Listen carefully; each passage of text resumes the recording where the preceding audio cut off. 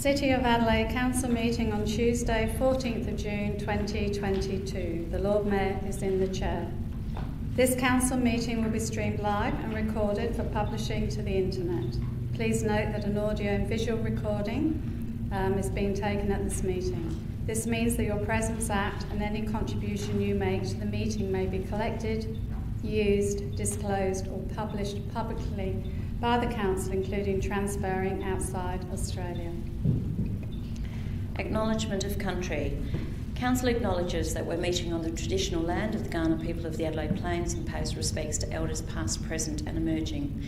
We recognise and respect their cultural heritage, beliefs and relationship with the land and acknowledge that they're of continuing importance to the Kaurna people living today. We also extend that respect to other Aboriginal language groups and other First Nations who are present today. Acknowledgement of Colonel William Light. The Council acknowledges the vision of Colonel William Light in determining the site for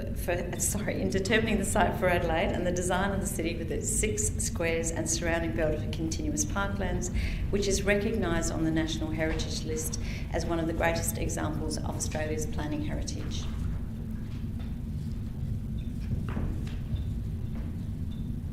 Let us pray. Almighty God, we ask your blessing upon the works of the City of Adelaide. Direct and prosper its deliberations to the advancement of your glory and the true welfare of the people of this city. Amen.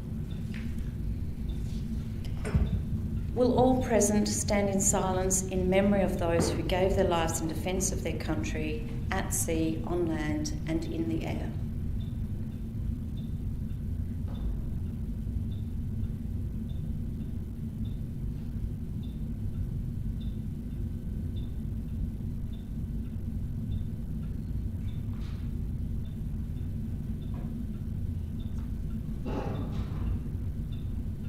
Thank you, members. Please be seated.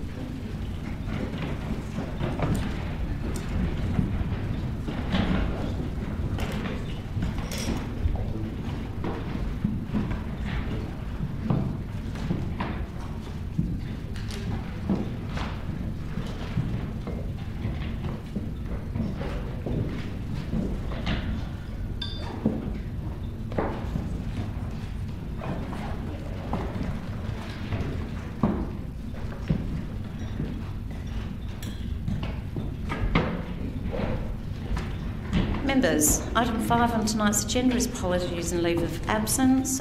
Councillor Donovan has let us know that she will be about half an hour late this evening. On behalf of the CEO, I'd like to advise members that Councillor Mackie has tendered his resignation effective immediately. As required by legislation, the CEO has organised a public notice advising of the vacancy to be published in the Gazette. We will now carry this vacancy until the upcoming periodic election. I'd like to thank Councillor Mackie for his time served as part of the City of Adelaide and for representing his constituents. Confirmation of the minutes.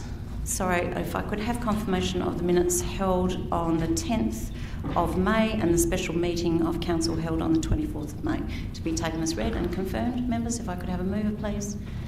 Thank you, Councillor Knoll. Seconder, Councillor Kira. Members, any comments? If not, to move to sum up. Members to the vote. Those in favour?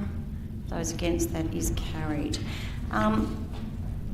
Members, Council members and gallery, please be advised that the first hour or so of tonight's meeting will provide the opportunity for public submissions on the 2022-23 business plan and budget as required by legislation. Following tonight's deputation from Professor David Ness, I'll invite those looking to provide a submission to come forward to speak to Council. At regular intervals over the next hour or so, I will offer the opportunity for the public to come forward to provide submissions. This will ensure that we can continue with the ordinary business of the meeting. Members, I also think, given Councillor Mackie's resignation, that it's a timely reminder of our responsibilities as elected members and the expectations of our ratepayers and the stakeholders of the City of Adelaide. I encourage and have always fully supported debate, differing views and opinions, but we must ensure that we establish and maintain relationships respectful at all times. I ask members as we get to the items on the agenda for decision and debate that we keep our comments to the items under discussion, and I ask also members to be mindful of their behaviours and impact that their actions can have on others, and that our engagement this evening and at all meetings be courteous and considerate. With that, we'll go to item 7 on the agenda, which is deputations. And I ask, I don't have a good deputation there, Professor David Ness, if you could come forward. Thank you, Professor.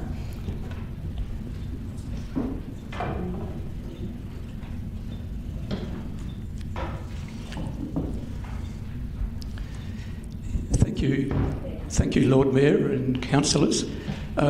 Actually, I have a one-page copy of what I'm about to say. Would I be able to get that distributed, please? Thanks. But to save time, I'll begin if that's okay.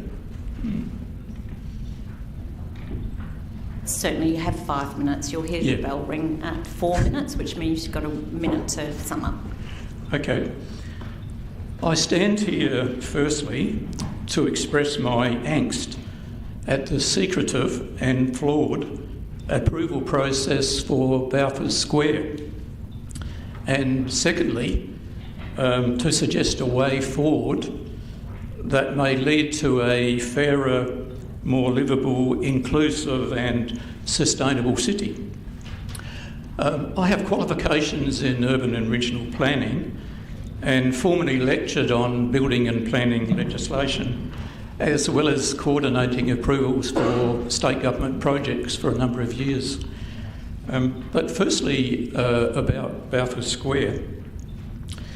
My partner, Jenny Goh, and I are ratepayers and own and reside in our apartment in West Franklin 1, 180 Franklin Street, next to the proposed Balfour Square project.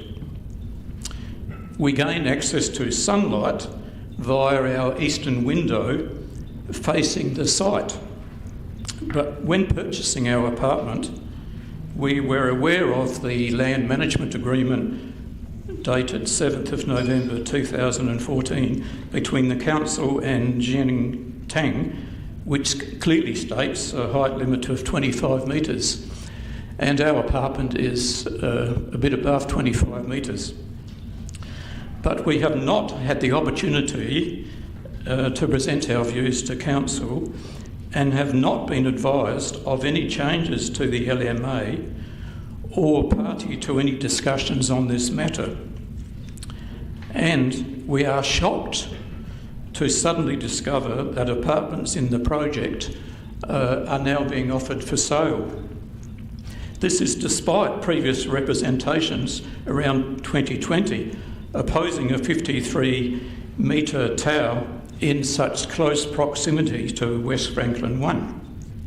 As the project will be only 5 metres from our window, 5 metres, it will overshadow our apartment, infringe our right to morning sunlight, and, I stress, adversely affect our health and well-being, especially as we are both senior citizens and are managing health issues. And regarding, our apartment currently keeps a constant temperature, and we haven't used our aircon ever since we moved in 2019. And as regards solar sunlight access, there's a previous case, Ned Written Design versus Corporation of City of Adelaide, 2016, which went to the ERD court and the council lost. Moreover, we are fearful that the project may also infringe our right to privacy by overlooking.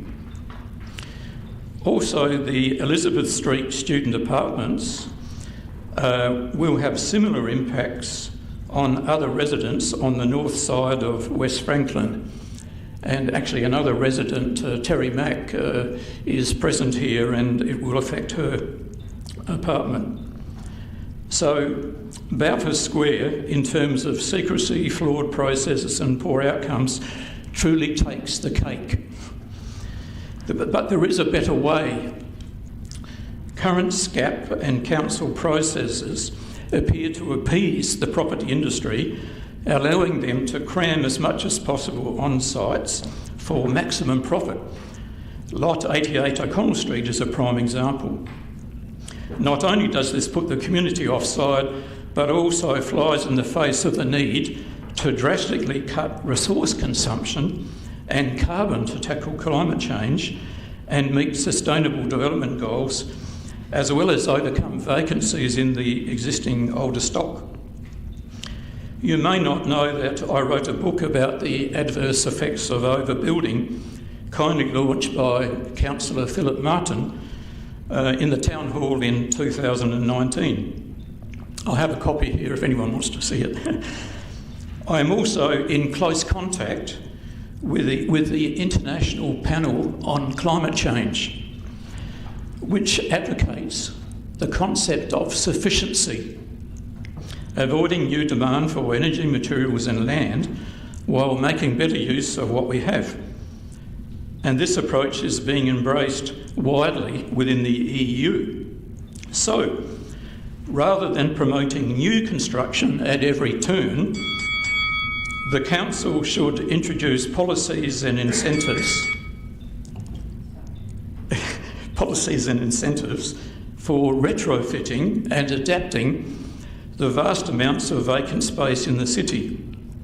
Some time ago, I think that was around over 10 Adelaide ovals, so it's a huge amount of vacant space which should be put to better use. And actually this happened before under Lord Mayor Jane Lomax-Smith's leadership in the late 1990s, and I argue should be revisited. I am keen to support this by my University of South Australia and other networks, and I would really welcome the chance to discuss this further. So thank you for listening, and thank you. Thank you, Professor Ness. Thank you. Members, I believe we have one or two people in the gallery who want to make a public submission to the budget. If I could ask you to come forward.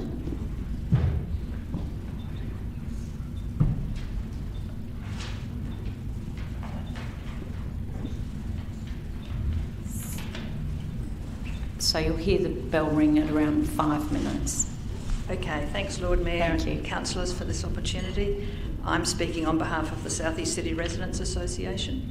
And really I'm asking a few questions, I suppose, and I'm not expecting instant answers. Really got 4 things to ask about infrastructure and 3 things about services. So we noticed in the budget, Secretary noticed in the budget, the need for undergrounding of narrow streets, and there is 0.3 million in the budget, which Secretary believes will do one short street, because we know it's very expensive. We just aren't wondering, how are streets prioritised? Will there be one a year going forward? And can residents see when their street will be done? The next thing. The need for infrastructure, either on the street or somewhere else, for charging electric vehicles where residents have no off-street parking. I don't know if there was any reference in the budget to electric vehicles, but thinking about narrow streets and having gone to a SA Power Networks CBD stakeholder workshop, they were saying that they see EVs as very good for stabilising the grid when there's too much power, so that the battery in your car, your EV, would be helping the grid, and they feel that there's going to be quite a rapid uptake in electric vehicles. So I wondered when the council's looking at streets, they might be considering how people can use EVs, or will there be some sort of parking place that people can do that? And there's also the fear of everyone charging using power at the same time, charging up their vehicles at the same time, so it needs to be spread. What also came out of that workshop was how can renters benefit from rooftop solar? And there's quite a lot of renters in the city. Can there be incentives for landlords or community schemes? And is this something the council can pursue with the state government? And finally, in infrastructure, the need for bus shelters for shade and protection from the rain for the connector bus. And because I'm from the southeast corner, particularly the intersection of Halifax and Hutt Street, there's no shelter there, and there are a lot of people waiting, and a lot of people from the Hutt Street Centre who are often inadequately clothed and no umbrellas. And in terms of services, we really, when you see a budget, you know, you see these figures, but you're sort of trying to work out, well, actually what outlay achieves what result. So how many trees, we ask, can be planted for $5 million in the cool corridors and green city streets? I believe it can be very expensive to plant a tree in a street because there's so many services under the ground. And how will streets be prioritised in terms of lack of canopy, or, you know, is it better to get a lot of trees in where you can get them in cheaply, quickly? Those are the sorts of questions. And then how many hours of horticultural work are there in the current budget? Are there enough to do a decent job, and will some areas miss out? How is the work prioritised? And we asked the same question really about our wonderful community centres. Are there enough resources there, given SECRA believes there is now one staff member running all three centres? And really our wonderful planning and heritage staff too. Are there enough staff members to handle the growing number of requests for advice from residents concerned with infill developments in the city and the various excellent heritage initiatives that the council has? Because those are the three areas really, I suppose, that residents probably have most interaction. Just listening to the professor there, we're finding more and more that people are getting very anxious about developments near them. And that's also people in apartments, because there'll be apartments, people looking into windows, each other's windows. Just in conclusion, it was really encouraging to see the focus of the budget on the need to attract residents into the city, and that how important residents are and will be for the economic vibrancy, or, you know, of the city. But it's also important, I think, to retain residents who are already in the city. And people can be very disappointed moving into apartments. They can be lonely places because you go up in a lift, you can only get off at your floor.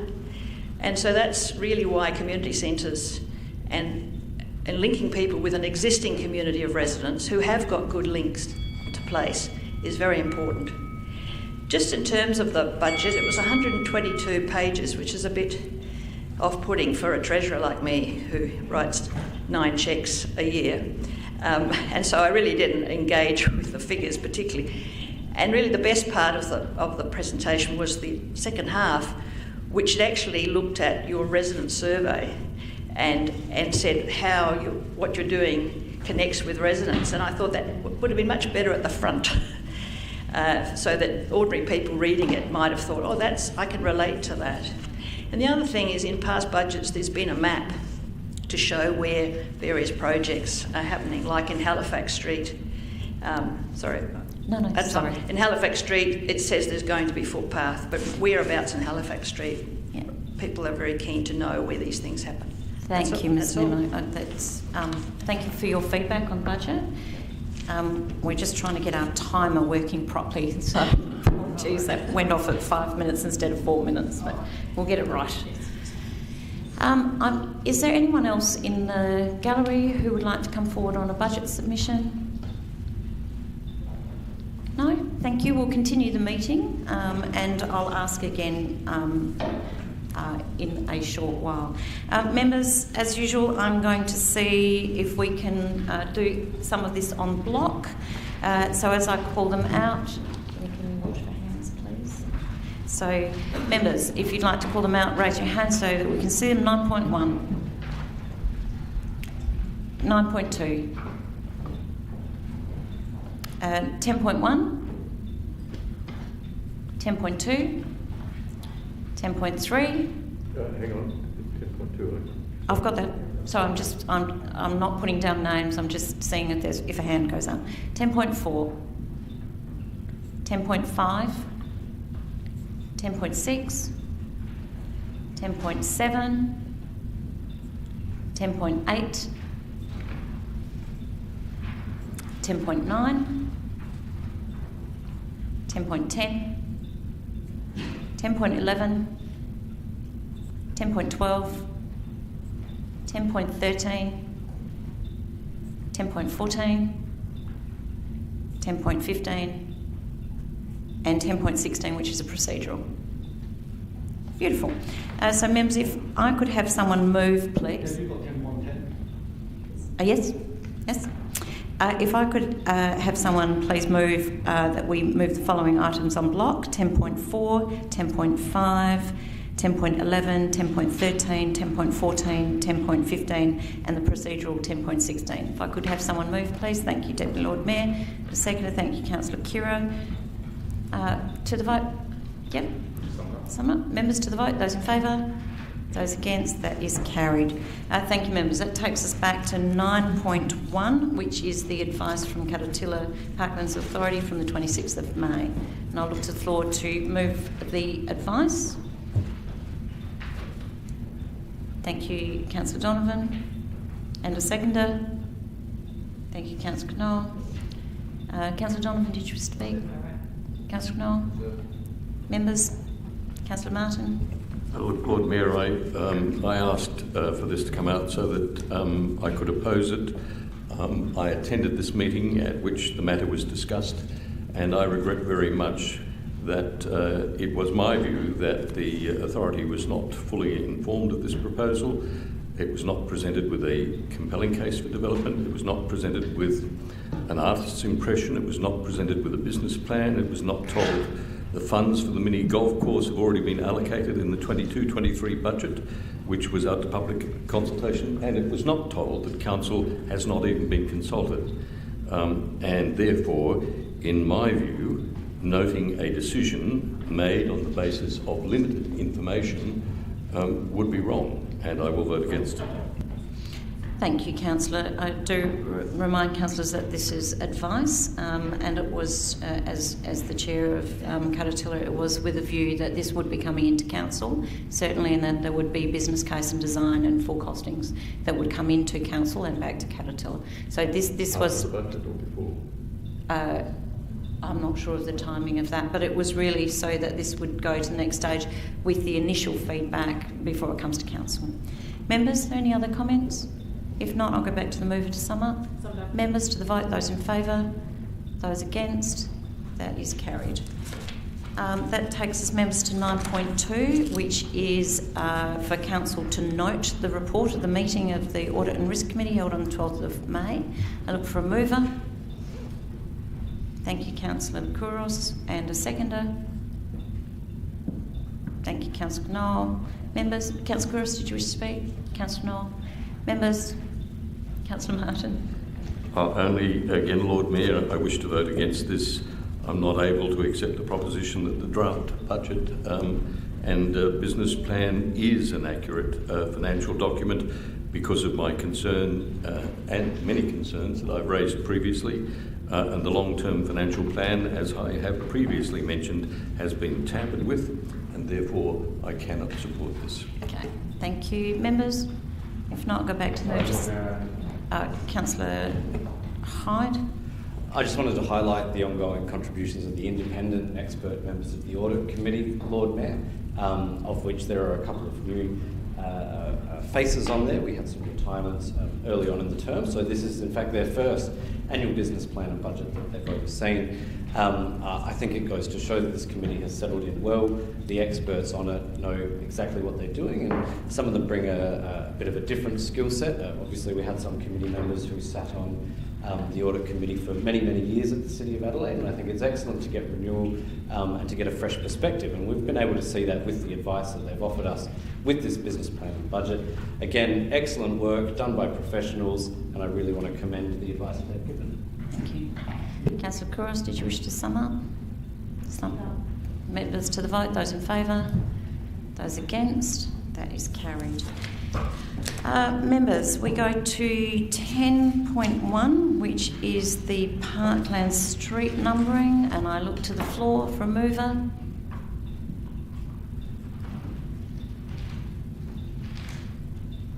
Thank you, Councillor Hyde. Second to Councillor Knoll. Councillor Hyde, did you wish to speak? No. Councillor Knoll? Members? Councillor Snape and then Councillor Moran. Councillor Snape. Thank you, Lord Mayor. So, in the same vein as the committee meeting, while I do acknowledge the fact that we have regrettably built on large parts of the parklands between North Terrace and North Adelaide, and indeed that building continues to occur, I fear that by numbering parts of our parklands, we are in fact surrendering any potential rehabilitation of the affected area. And it's also my concern that although there might not be any immediate implications now, by numbering the parkland side of North Terrace, we're setting a precedent where we may in fact in the future, 50 years from now, a different council might want to number the parkland side of the east, west and south terrace as well. The precedent hasn't been set here tonight potentially. So I just think that we need to be protecting our parklands, not making it easier for future developments I should say, to occur, not passing up into nice little packages, making it all that more attractive an option. So while I understand why it's been put forward, I just think we need to look for alternative solutions, and because of that I cannot in good conscience support this particular motion. Thank you. Thank you, Councillor Snape. Councillor Moran? Yes, I agree with Councillor Snape. It is not, I remind the councillors, it is not just numbering existing buildings like the hospital, the university, etc., etc. It's not that at all. It's numbering in between them. It's numbering empty land. So once you do that, there's a subtle nod that land will be built on. The buildings can easily be identified by their names, and if they haven't got a name, we can name them. And I'm sure the Postal Service will get the letters to them. It was said in the report that they needed to have numbers to get grants. That is not the case. You can get a grant with a named building. It is not necessary, and it makes our parklands look part of the city grid. And it is not part of the city grid. This is a council that's trying to get World Heritage listing for Colonel Light's plan. This is bleeding out from the built form in the city into our parklands. Now, nobody denies the hospital, nobody denies the university, or not everybody, as having positions there as their public buildings. But when you start numbering it, then it becomes a street that can be built on. My great concern is that empty land that is parklands and should stay parklands and should be returned to the parklands are now going to have a street number, which implies built form. So I ask you to vote against this, and if there are other ways that these buildings and addresses can be identified, as they have been for hundreds of years, then we should look at that. In the committee, I noticed that many Team Adelaide members thought that was a good idea and didn't like the numbers, but now that the leader has spoken, I think this will get up, and it's a great shame.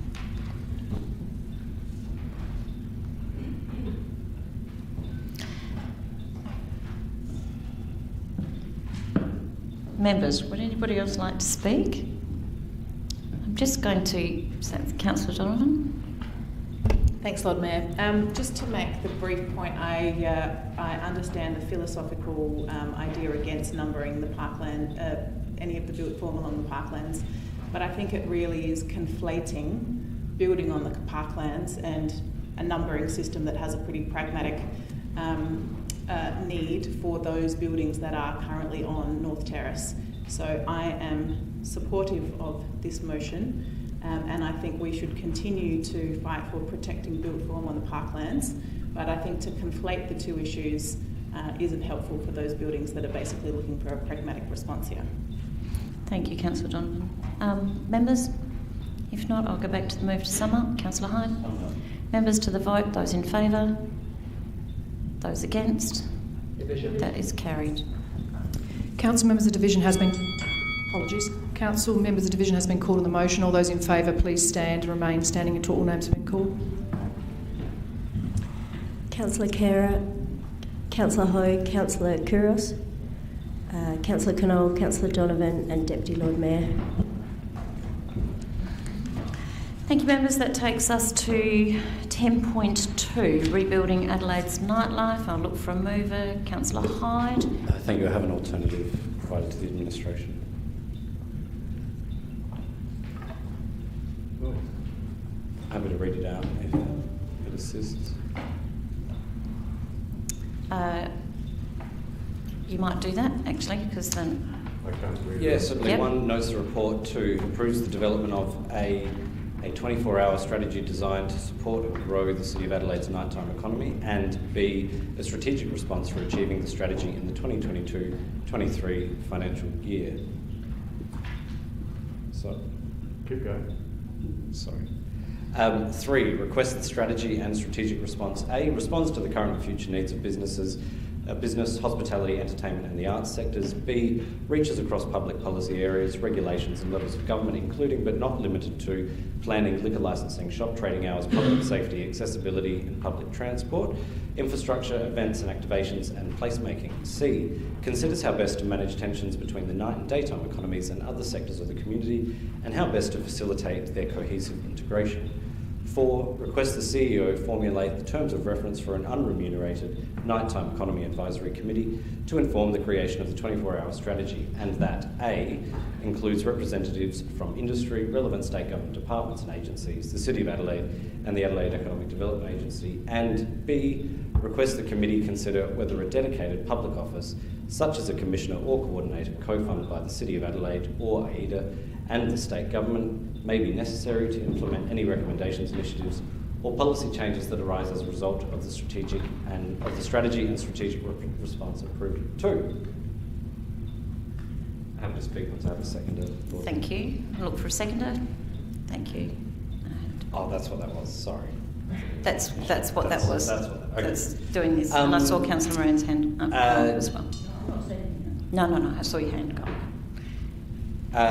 Just to highlight to members, this is actually quite similar. I know there's a lot of words on the screen. It's actually quite similar to the contents of the report, which we are noting. It just picks out some key things which I think we should do. The administration originally recommended that we devise a strategy. I think that is a good place to start.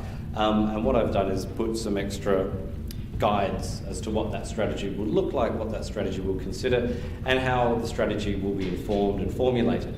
I do think, and I know the administration did not suggest an advisory committee in the permanent sense. However, when thinking about the factors or the push and pull factors on the nighttime economy and the very complex regulatory environment that economy operates in, which obviously per the motion noting reaches across levels of government, I think we need to really listen to them with regards to the formulation of the strategy.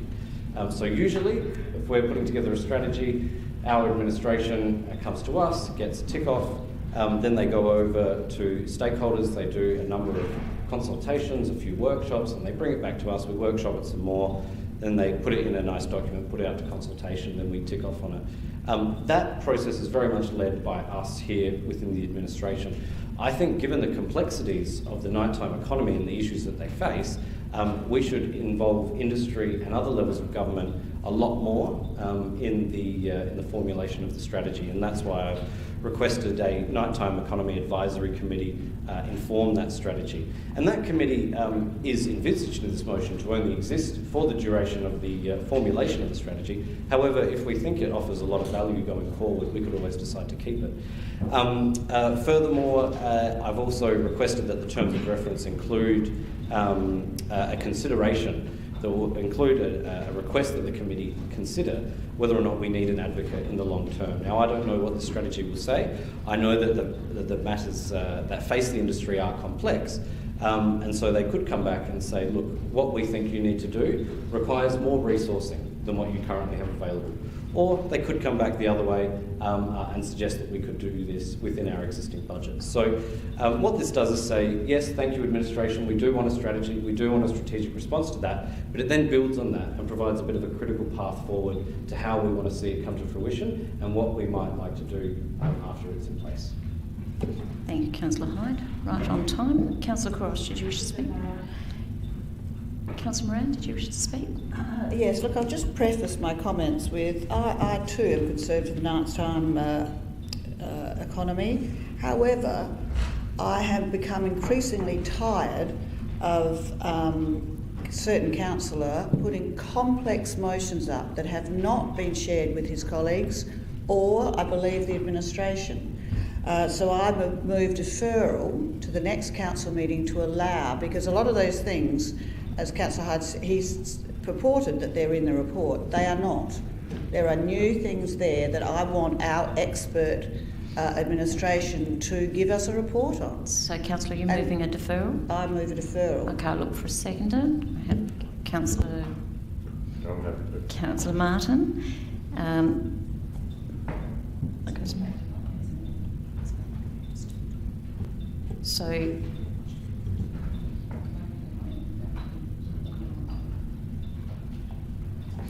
So if anybody would like to speak to that, Councillor Moran, you did. Did anybody else want to speak to the deferral? Councillor Martin? Did I second that? You did second that. Okay, yes, I'll speak to that. Look, I endorse entirely what Councillor Moran is saying. I had some forewarning. I read in the Advertiser, and I'm quoting here, Lord Mayor, the Council's dominant faction, Team Adelaide, will seek support for an investigation into trading as part of new measures to oversee recovery of the city's not. Sorry, I'm not sure what you're reading from, but are you speaking to the deferral? I'm reading from the Advertiser, and what I'm saying to you, Lord Mayor, is in support of Councillor Moran's remarks, that the Advertiser was aware that this was going to be presented to the Chamber. Given that the Advertiser was aware of it, it would have been good had councillors been informed, but more particularly the administration to provide a response. What remains unclear at this time, and for me, it throws up huge question marks around the Adelaide Economic Development Authority or agency. It is our economic driver in the city. It is the body which we rely on for advice. And it's been made clear in here many times by you, even Lord Mayor, that we accept that advice because it's considered and it comes from experts. Now we're seeking to override that. I need to understand what the administration says that is a precedent, but I also need to understand why or what Business SA's view is, because it's published a very substantial policy on 24-hour trading. And my recollection is that much as there is in the document a recognition that people want to buy shoes at 2 in the morning and refrigerators at 4 a.m, and much as they do, the consequence for business in SA could be that small to medium business will suffer. That is, that only major retailers, the Woolworths and the Coles of every field, will crowd out the market, and smaller companies will in fact go to the wall. Now, some commentary around what are known policy positions to inform this motion would enhance our understanding. I may support it. It may come back to us that this is indeed a wonderful idea and it's not a slight against the Economic Development Agency. But to have this motion, which has been in the hands of the Advertiser and others all day long and has not been near us, and expect us to make an informed decision is too taxing. Can we just have some proper, sound advice from our administration? Councillor Snape, talking to the deferral. Speaking to deferral, I'll keep it very brief. I just want to echo what Councillor Martin said. It does concern me that the Advertiser is aware of this motion, but we are not up until seconds ago. That just seems like not best practice for open discussion. So as such, I would request that we come back to this motion. Thank you. Councillor Moran, did you wish to sum up? No. Oh, sorry. Anybody else speak to the deferral? We're just speaking to the deferral at the moment. Just to the deferral? Yes. Yeah. On the deferral, I just have to correct the record here a little bit. No one from the advertiser has received a copy of that motion, so I'm not sure what the assertions are. And in actual fact, my reading of that article is that it's all based off the report. And that report, of course, says, the report which you're looking to defer noting, which you've had for 2 weeks now, talks about 19.1, 24-hour trading in the city, 19.2, extended trading hours, 19.3, new late-night trading, and it goes on. So the report itself is quite thorough, and in actual fact, what concerns me is that someone stood up here and said everything in that motion, or a lot of things in that motion, were not in the report, and that concerns me greatly because they are there in black and white, right down to the City of Melbourne's advisory committee and that committee's terms of reference, and the original motion from the City of Melbourne and what they did to establish their committee, and reference to the City of Sydney and their 24-hour strategy, and reference to the New South Wales Government and their Commissioner for the Nighttime Economy. So I'm incredibly concerned that we're saying we don't have enough information on here, because what I did, Lord Mayor, was cherry-picked, based on our advice, the things which I think would fit our situation, our economic environment, our context within the City of Adelaide the best, based on the 3 reports that we've had so far on this topic, and we have had 3. We did have an excellent workshop which gave us a comparison of what other international and Australian jurisdictions do regarding the advocacy for their nighttime economies. And we've got all that information, it's all here, and this motion in front of you merely summarises what I believe are the best parts. Because of that, because we've been considering it for, I think it's over 2 years now, I don't think we should defer. Thank you, Councillor Hyde. Any other speakers? If not, I will go back to the mover. Councillor Martin. Yes, I have a question for the administration. Given the councillor's assertion that all of this information is contained in the report and that it is therefore appropriate that this be put forward, why has the administration chosen to ignore that and recommend 1 notes the report? Is that a question you'd like That's answered? A question, yes, what? Councillor. If it's CEO. such a great idea, Thank you. yeah. Thank you. CEO. Thank you, through the chair. I'm struggling to understand the question, Councillor Martin. So we happy to have clarify. had a motion here tonight, or an amendment, which is drawn, as Councillor Hyde has indicated, from content within the report. So obviously the recommendation you have before you from administration was our original advice, which has now been amended. Sorry, just a point of clarity. The councillor said that No, the recommendation only notes the report. There I'm wasn't asking 2. a question. Thank you. And I would just like some clarity around that.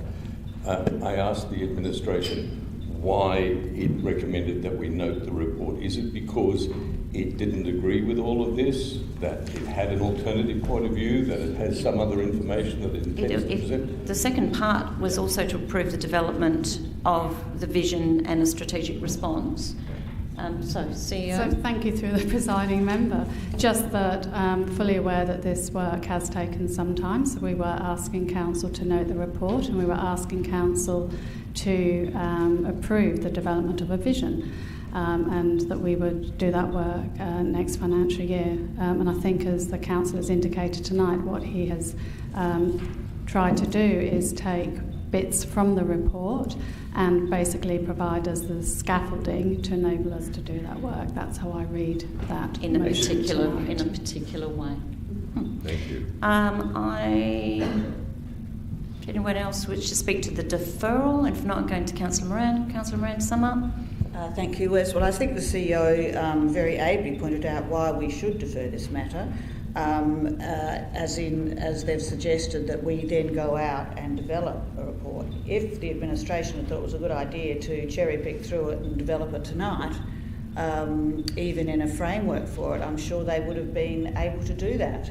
I think the word cherry pick is what alarms. There are indeed things that aren't in the report, but for a councillor to cherry pick through it without any oversight from our administration, cherry picking anything means you're leaving things out and you're picking what an individual likes. So we haven't had time to have a report on that, to know whether cherry picking some things is good and leaving some other things out is good. So I urge you to defer this and go back to the original administration motion, which did not suggest that we just decide on the floor of council and cherry pick through it to what we think looks like bright, shiny ideas. We have an administration who give us their expert advice, and this motion is not their expert advice. It's quite clear that this is an early stage. We look at that, we go and next year develop a nighttime vision. It is not asking for Councillor Hyde to cherry pick items out of the report, leaving other bits out. We don't know the consequences of that, and I think we should proceed slowly. I, of course, as everybody else does, want us to help the nighttime economy and look forward to doing that in a proper way. Thank you. Members, to the vote, those in favour of a deferment of the amendment, those against, that the amendment is lost. That takes us back to the alternate motion. So I'll look to the floor if anyone else wants to speak to the alternate motion. Deputy Lord Mayor. Thank you, Lord Mayor. I speak in favour of this alternate motion. I think what's happened is our administration have obviously done a lot of work, and the why, which is the vision or the strategy, has been identified. But what this alternate motion does is, to a degree, nut out and define the how, and even to a degree the what as well. So he is thinking a number of steps ahead, and I'm confident that this will get us a good result, particularly now that we're trying to recover from the impact of COVID on the entire economy, not just the nighttime economy. So I think this is timely, and I do commend this to the Chamber. Thank you. Members, Councillor Snape. Thanks, Lord Mayor. Look, my big takeaway from this is the re-edition of a nighttime SAR, which I believe wasn't recommended in the original report. In fact, it specifically said that that role wasn't needed. So that's kind of what, I don't know, that's the councillor's one of his projects, but it seems to have been taken out by the administration after 2 years of work and research, and now added back in on a whim. And you know, it's and yet another committee as well. That's what I would argue. Yet another committee. Night vision or no vision? Will this nightmare ever end?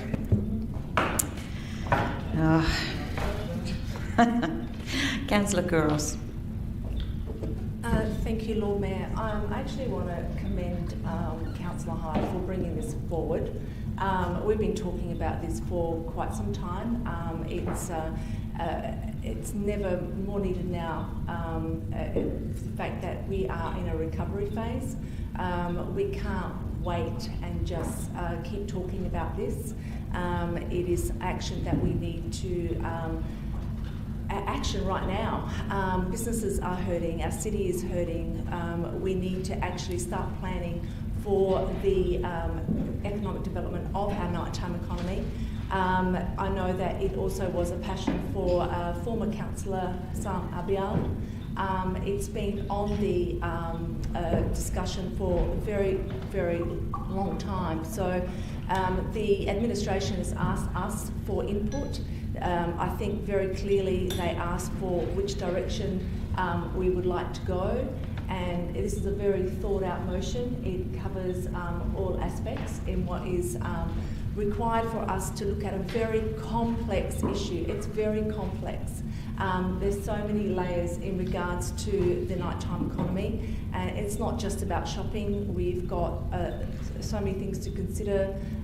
We also need to take into account, the evening, early evening, going into the late night, and I think this will be very welcomed by everybody that are currently struggling at the moment to actually start having these discussions about what we're going to do. And I commend Councillor Hyde for bringing forward a vision that administration can work with and be able to give them directive in a way that gets a better response for our city. Members, Councillor Martin.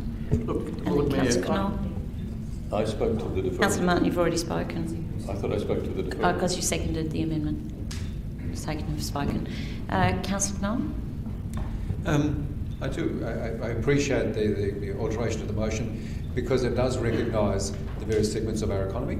it also recognises that we are directly speaking with the people who are actively involved in this area, because it is about the nighttime economy. It's not about 24/7 shopping and all the rest, but it is now looking at the various segments of our economy and getting a really practical advice from the people on the ground. And I think we'll be doing that a bit more, and we were at a meeting today about cycling infrastructure and things like that, and we're engaging, because that's the whole point. So being able to do that, putting a structure in, and don't forget, it comes back to us. We're the decision makers in the end. So this is about guiding and bringing it along a bit quicker, not just another high level that comes again and we can put it in the pot and stir it around a bit more. It's about very much a structure to bring it out the other side, give us something to talk to, and also some really insightful advice on what can happen, and so that we are directing it quickly so that we can respond, because otherwise it'll just be like most governments, it takes forever and nothing happens, and they don't have that time. I mean, they've had 2 years of pain, and I think we do need to help them out, and this does cover the elements, and in that will also be our job to interrogate the information, and if there are gaps or potential gaps, then we should be able to pick those out quite quickly. Thank you. Members, if not, I'm going back to Councillor Hyde to sum up. Councillor Hyde. Just to point out, it was said by one of my colleagues that we should take arguably a more methodical approach and just rubber stamp what the administration has given us and deliver the report next year. But again, I just draw members to the original motion that the administration gave us, which actually said it too approves development of a vision for Adelaide's nighttime economy and strategic response for achieving the vision in the 22-23 financial year. So the administration's view was always that they were going to deliver this year. My assessment of the situation is that if they are intending on delivering it this year, and they've said that, this motion says it as well, I think we need some better clarity around how exactly they will be delivering that. I know Councillor Snape's comments regarding the Nightlife advocate and what have you. I don't have a view on whether we have a Nightlife advocate or not. That's why at 4, I'm actually asking for an expert committee's view on whether or not we should have a Nightlife advocate. This motion does not presume to have all the answers. It merely requests, we are requesting that the administration and industry and state government look for answers in particular spots. That's all this motion does. It will come back, the terms of reference will come back for approval, presumably with the bones of an expression of interest process for appointing the members of the advisory committee, if this motion is successful. You'll get another bite of it then and be able to offer you a view then. It will come back with the draft strategy, it will come back with an action plan, strategic response. We're going to see this quite a bit over the next 12 months, assuming we're all here, so there'll be plenty of time for people to offer their feedback. So I would urge members, please don't grind these cogs to a halt for another 12 or 24 months, as we've seen over the last 12 and 24 months. Members, to the vote, those in favour, those against, that is carried. Council members, the division has been called on the motion. All those in favour of the motion, please stand. Remain standing until all names have been called. Councillor Khera, Councillor Ho, Councillor Kouros, Councillor Hyde, Councillor Knoll, Councillor Donovan, Deputy Lord Mayor. Members, that takes us to... Oh, yes, I will. Thank you. Just checking the time, members. There's only about another 5 to... Oh, not even 10 minutes for anyone else from the gallery who wants to make a public submission on the budget. No? If not, I'll continue with the meeting. Thank you. So we go to 10.3, which is the Adelaide Economic Development Agency initiatives and programs, and I'll look for a mover. Thank you, Deputy Lord Mayor, and a seconder. Thank you, Councillor Knoll. Deputy Lord Mayor, did you wish to speak? Reserve my right, thank you. Councillor Knoll, did you wish to speak? Reserve. Thank you, members. Thank you to Martin. Councillor Martin. Yeah, just a couple of questions. Look, I'm interested in page 35. Excuse me, the Vogue Fashion Festival. Now, I read in social media over the weekend, and I quote, that Councillor Knoll told me the festival cost $1 million to stage, including, I think, the fee paid to Vogue's owner and Australian News Limited, publisher of The Advertiser. Is that so? I'm going to ask the CEO. CEO, please. Thank you, through the presiding member. That sounds completely incorrect, but I haven't seen the social media commentary that you're referring to. No, but in regard to the figure, could I ask the administration, $1 million seems a little incorrect. Is it incorrect by $100, $200,000, $500,000? It's a large amount. I would have thought it should have come to the attention of the Thank you, through the presiding member. It is incorrect. Incorrect. Those are commercial in confidence numbers that has been shared with council previously. It's incorrect. Okay. Well, Councillor. Yes, thank you. No, it still doesn't answer the question about the quantity, but that's okay. Let's move on. Point of order, Lord Mayor. I'm aware of this social media commentary, and I think any reference to them is actually grossly improper in this council chamber, given what those words say, who has authored them, and the nature of those posts. So I would like to raise a point of order in that regard. Lord Mayor, there is no point of order. I am doing the appropriate and correct thing as a councillor. I am asking for the information. That is what all good councillors do. Sorry, one moment, Councillor Martin.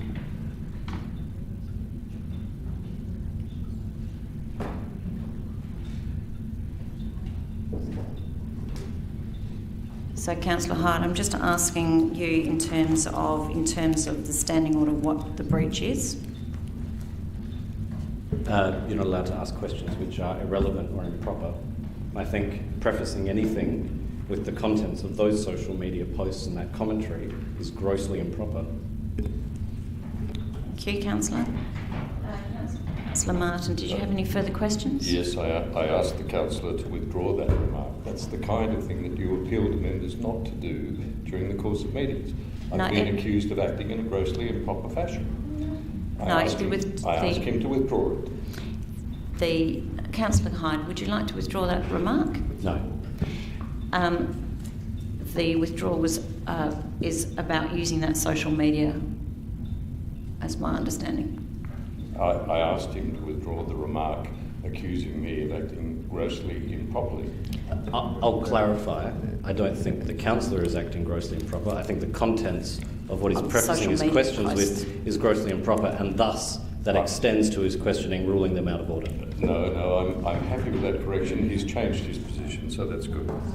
Lord Mayor, can I ask?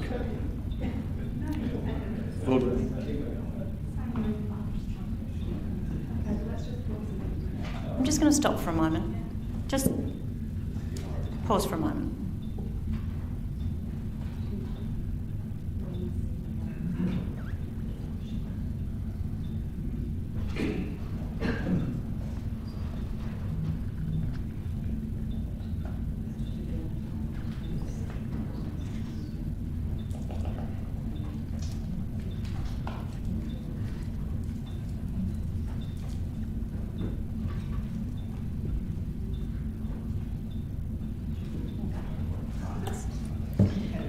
So just looking on the ruling of that, and given that the source is an improper source, so I'm going to rule that not happen. Councillor Hyde's withdrawn his remark about you. He's talking about the post. So are there any further questions not relating to the social media? Yes, sure. I am referring to the information provided to us by the administration.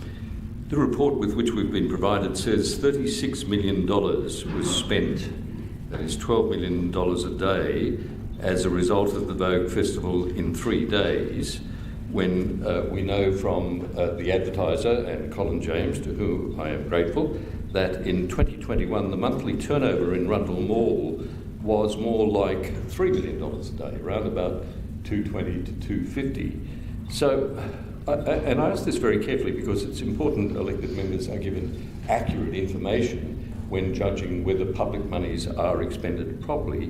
Where did that figure of $36.5 million spent by people buying fashion in Rundle Mall come from? And can we rely on it? CEO. Thank you, through the chair. I'll just make a couple of comments. Firstly, this report is for noting, so you're not making budgetary decisions tonight on the funding for the Adelaide Economic Development Agency, so you'll get that opportunity on the 28th of June when the budget returns to council along with the business plans. Secondly, in relation to the data sources, if you could pause for one moment, I'm pretty sure news went out which was confirming where those data sources came from. I'll just need to pause for 1 minute to find that. Thank you, Councillor. Look, I'm happy to provide the CEO with the report that was distributed. I printed it up. So I'll just pause for a moment so the CEO can find the report she's referring to. Okay.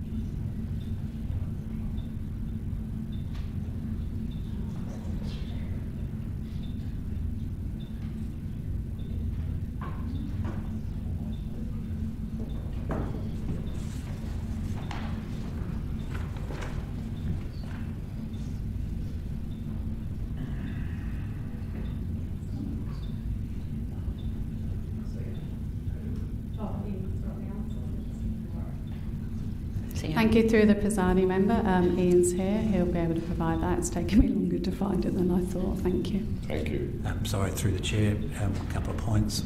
The data source is spend map data, so it's independently sourced. Sorry, I can't hear that. Sorry, the data comes from a spend map data, which is independently sourced, so it's not created by Rundle Mall or ourselves. It comes from an independent supplier.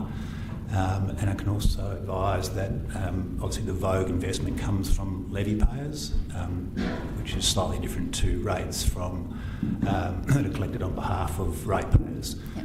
And the third point, just to clarify the earlier question, sorry, my voice is a bit croaky, to clarify the third question around the quantum of that funding, through the chair, Councillor Martin, it is nowhere near the $1 million that was suggested. It is significantly less. Okay, I will just go back to we are noting this report. So it's a discussion about noting the report. No, I'm understanding that, Lord Mayor, but it is a report provided to us by the administration to provide a briefing, and all I'm doing is asking questions about the briefing notes that have been given to us. Which we had the opportunity in committee on Tuesday, so I'll allow one more question, Councillor Martin, then I'm going to move on. Okay, what is STEM research and how is it collated? STEM map?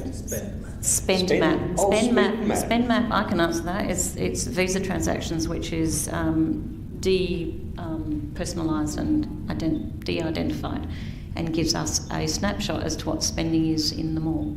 So how can we distinguish between a cream bun and a fashion It's still spending in the mall. So if you're talking about an increase... Oh, this is $36.5 million spent in the mall, not on Vogue Fashion or during fashion the Vogue Fashion Festival. So you obviously from your earlier comments can see that there was a huge increase on what would normally be spent in the mall on that period of time. I'm going to finish with questions there, Councillor, because it is a report for noting, and as I did say to all council members, you have committee to ask all of these questions. So I'll go to Councillor Snape. Thank you, Lord Mayor. Just as a point of process as well, I guess, would we be able to be provided with these figures during the confidential bit later on in the meeting? Is that acceptable? CEO? Thank you, through the chair. I'll need to take that on notice, and I have previously provided this council body with those figures, and I'm happy to do that in confidence after this meeting. Snape, you happy with that? Will be provided after the meeting. Thank you. Members, Councillor Knoll and then Councillor Martin. Just a quick reference to the assertion made by Councillor Martin. I have no idea about the conversation, supposed conversation, the amount of nothing. So I just can't understand. I can't control other people's what they write. Thank you, Councillor Knoll. Councillor Martin? Yes, look, in the spirit of briefing, if I might say so, Lord Mayor, and I recognise when noting, I have been contacted by several people connected to events and events organising, and they have observed that it would be more helpful if the City of Adelaide tended or sort of expressions of interest much earlier than we currently do. And the view was that in some instances it's as little as 4 weeks' notice. I understand that was the case with it was asserted to me, the Weymouth Street Party, and somebody suggested the Guja Street Party. Now, all of these parties were, according to these individuals, left too late to enable there to be adequate planning, adequate advertising, and therefore, in some instances, and I attended the Guja and Weymouth Street parties, Lord Mayor, and there were more chairs than people, significantly more chairs than people. And it was suggested to me that the issue was that we hadn't planned these things early enough. And so in the spirit of briefing, I provide that feedback I received. Thank you. CEO, did you wish to comment on the EOI? Thank you, and through the presiding member, that's helpful feedback. Thank you, Councillor Martin. Just to ease, hopefully, if you're able to share back with the person or the people who've given you this feedback. The challenge, obviously, at the moment that we have is getting people back and moving quickly as an organisation. So where we can do long lead times, then obviously we follow due process and always do try to adhere to the appropriate procurement controls that we have in place. However, I would just be really mindful that some of those events that you have touched on tonight are as a result of having to move quite quickly in terms of receiving state government funding to make things happen, and that's what we were aiming to do. Thank you, CEO. Members, if not, I'll go back to Deputy Lord Mayor to sum up. Oh, sorry, Councillor Ho. Apologies. Thank you, Lord Mayor. Just to provide some feedback in regards to Councillor Martin's comment. I do receive a lot of positive feedbacks in regards to the event happened on Guja Street, even though there were still rooms to be improved. But looking at the whole picture itself, I think, well, I'd like to acknowledge that the MA has put in a lot of efforts, and I do receive a lot of positive feedbacks. Thank you. Thank you, Councillor Ho. Deputy Lord Mayor, sorry, Councillor Kouros. You're going to have to wave at me. You're too far out of my field of vision at the moment.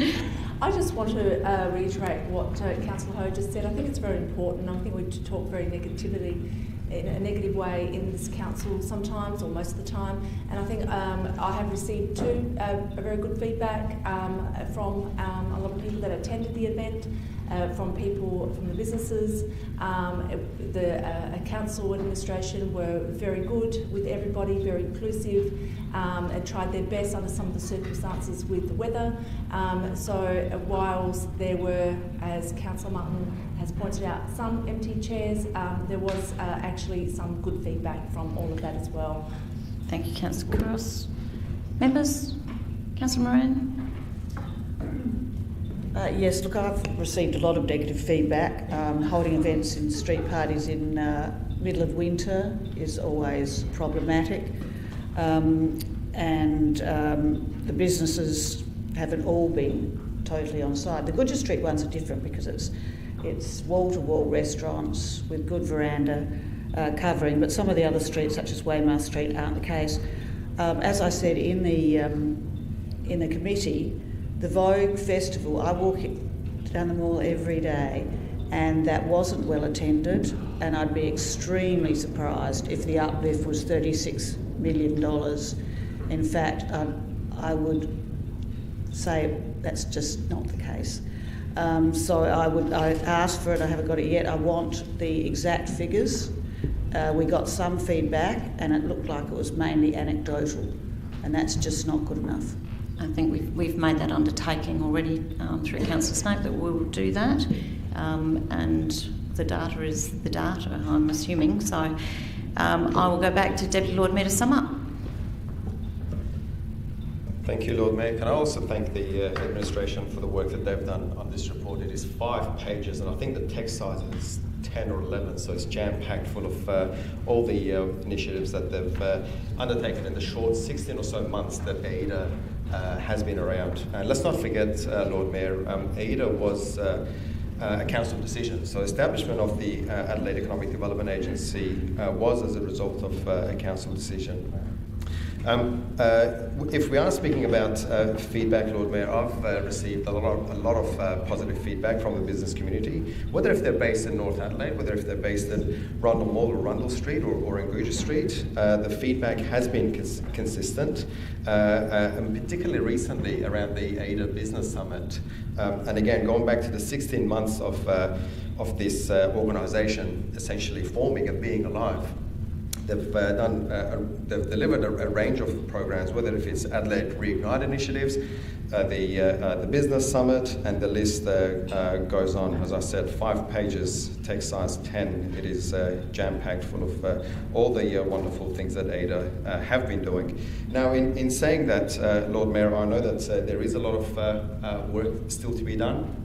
We are slowly coming out of this pandemic. We are recovering, and there is work that needs to get done around promoting our city, whether if it's living in the city, doing business in the city, or coming and visiting the city for recreational and other purposes.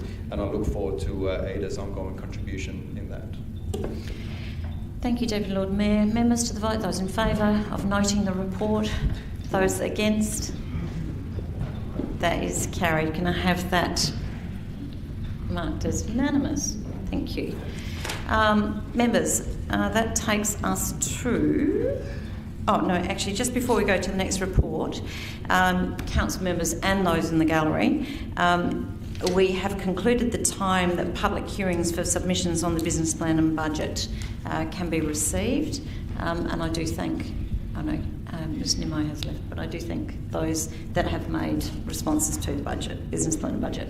That takes us to 10.6, which is the recommended levels of service for transportation asset management plan, and I look for a mover. Councillor Hyde, and a seconder, Councillor Knoll. Councillor Hyde, did you wish to speak to it? Only to commend the administration on what is some excellent work here. We probably about 12 months ago, maybe a little bit longer actually, when I facilitated the Audit Committee joining us in committee, which was the first time that of course happened. Lord Mayor, we were both on the Audit Committee at the time with the independent members.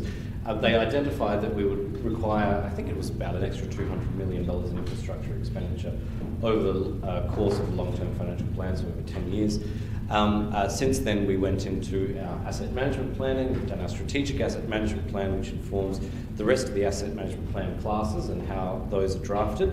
And so here we are with the first, or the start of the first of those plans.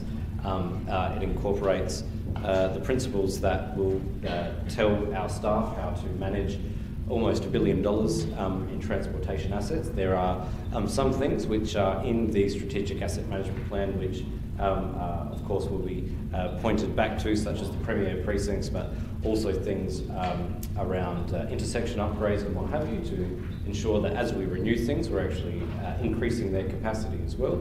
Those are in the strategic asset management plan, and the principles in this plan are very good. The conditions that a lot of our assets are in, obviously the majority of them are actually in the green, albeit some of them just. But as we have improved how we track our assets and how we track what their condition is, it has told us that we need to increase expenditure on them, and it is relatively modest in the grand scheme of things. I think over the course of this, it's an extra $28 million, so it's not even a 10% increase. But we're only able to do that because we invested, I think it was 3 years ago, Lord Mayor, we invested in the predictive modelling software that has helped guide us and our asset planners with regards to our spend. So if we haven't done that at that point in time, and not everyone in this chamber voted for it, it is a considerable outlay of software. It's about $3.5–4 million from memory. It's a lot to pay for software, but I think the administration were quite good in the way that they articulated their vision and what it could deliver. They got most of us on side, and we improved that. And here we are.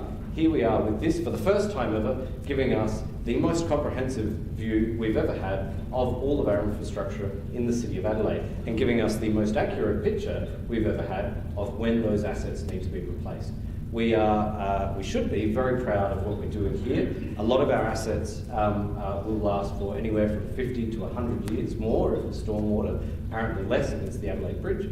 But these assets will be here for a long time, so it's really important we get our future planning done and done right. That's what that software delivers, so everyone who voted for that should be very proud. This piece of work, although it outlines extra items of expenditure, is really vital and really necessary to delivering for our ratepayers, not now, but also in the future. Thank you. Councillor Knoll, did you wish to speak? Councillor Snape? Thank you, Lord Mayor. Look, I will be supporting this this report, or this item, because it is just giving us feedback from a community consultation and taking us to the next step. But I did want to raise my own concerns around the state of our footpaths. And indeed, in the report itself, 52% of our footpaths have significant defects, or worse is a key point there. So I would urge the administration's consideration that some of the side footpaths in the southwest, southeast and residential parts of North Adelaide, they're in dire condition. I agree, we want nice shiny North Terrace, Rundle Moor and King William Street. We want, our most active places looking good, but not completely at the expense of the health and safety of our footpaths and side streets, whether there is, the word is health and safety issues and accessibility issues. People with wheelchairs, prams, trolleys would all struggle to get down a lot of our side streets. And I'm not just talking about little alleyways as well, I am talking about significant secondary streets, especially in the southwest and southeast. So I would urge administration to heed that, and I believe that they are doing so, but to make the point all the same, it is nice to have big shiny things. It's good for morale, but sometimes we need to get down to the bread and butter as well. So thank you. Members? Councillor Martin? Thank you, Lord Mayor. Look, I thank the administration also for this piece of work. It is informative. I am grateful for it. I think Councillor Snape is correct. We do need to be realistic. The words fair and poor, that's condition 3 and 4, in relation to the condition of roads, footpaths and bridges, appears very, very regularly, and the attachment before us makes it abundantly clear that about 50% of our footpaths are in poor or very poor condition, and the report says just meeting safety conditions. Now, it further makes clear that a significant number of traffic lights in the city are poor to very poor and in danger of failing. In danger of failing is what the report says. And the report also says that we've been underspending on transportation asset renewal. And I think we probably need to spend more. The allocation of $28.4 million per year for the next 10 years is about 3% of the almost $1 billion asset base. And it's actually even lower. If you take the Adelaide Bridge, that is actually 2 years worth of maintenance and attention to roads, footpaths and everything else. So, what we've got is a plan for spending $28.4 million on roads and footpaths for 8 years, not for 10 years. And look, I think it's serendipitous that tonight we've seen, and I wholeheartedly support activating the city and having street parties and things of that nature. But it is sobering when you look at the asset renewal issues that we have. it is something I think we should be turning our attention to. And sure, we have finally, after 4 years of maintaining assets at a sustainability ratio of 60% instead of 90 to 110%, lifted it to the bare minimum to reach assets sustainability. For the first time in 5 years, we're up to 90%, but it has to be delivered, and it hasn't been delivered for quite some years because we've only been able to do 60%. So I would urge this council, although perhaps it's a bit late for this council, it is certainly and should be a priority for the next council that asset sustainability is improved to the point where we're doing at least 90% every year for the next 10 years. Members? Just before I go back to Councillor Hyde, I do also want to add my thanks to the administration for bringing this report. We have actually spent quite a bit of this term looking at our assets through our asset management plans. It is a piece of work that was much needed, and I do acknowledge and congratulate the Chamber for actually making those decisions, and also administration for actually delivering on the first of these asset management plans. We all know that we could only get to 60% of the asset renewals this year because of problems with supply chains and problems with contractors, which is what every single person around not only the country but the world is facing at the moment. We do hope that that actually goes up in the next couple of years, which is in the budget, and also make sure that this now gives us the baseline from which we can actually deliver in spades over the coming decade. So I do thank you. Councillor Hyde, to sum up. Thank you, Lord Mayor. Our asset renewal ratio was not an orphan in being 60% last year, and councillors will remember that before this term of council, based on figures that I requested from the administration, it's quite clear that we're only really spending a proportion of what we needed to on our assets in order to renew them. And in actual fact, it remains unclear to this day, at least for me and from my discussions with the administration to them as well, as to whether or not the figures for enhancement were actually tipped into the renewal figures. Of course, if you're enhancing something, that's not maintenance. If you're maintaining it, you're replacing it like for like. That's what a lot of what we're talking about here includes. Of course, enhancement, when you're spending more money on it. And to me, at least, it appears that a lot of the enhancement figures were tipped into the renewals sustainability ratio. Really, that's incorrect, because we're not just renewing our assets, we're actually enhancing different assets. So to claim that we are spending something on maintenance, which we're actually spending on upgrades, is of course very wrong. That is one of the many business practices which the CEO, I'm sure, is stamping out. We've received quarterly updates on capital works. We've got this transport asset management plan in front of us and the principles that are informing it. We have a new director in this space. We have a new infrastructure associate director as well. And I think this report in front of us, the transparency of it, the frank nature with which it's put together, really bodes well for the future for this council, having the greatest, most transparent and accountable grip on what's happening in the infrastructure portfolio in the City of Adelaide. Thank you, Councillor Hyde. Members to the vote, those in favour? Those against? Could I have that recorded as unanimous? Members, we do have one item on the agenda tonight which is to be considered in confidence, and I'd like to bring that forward as we have council in the chamber with us.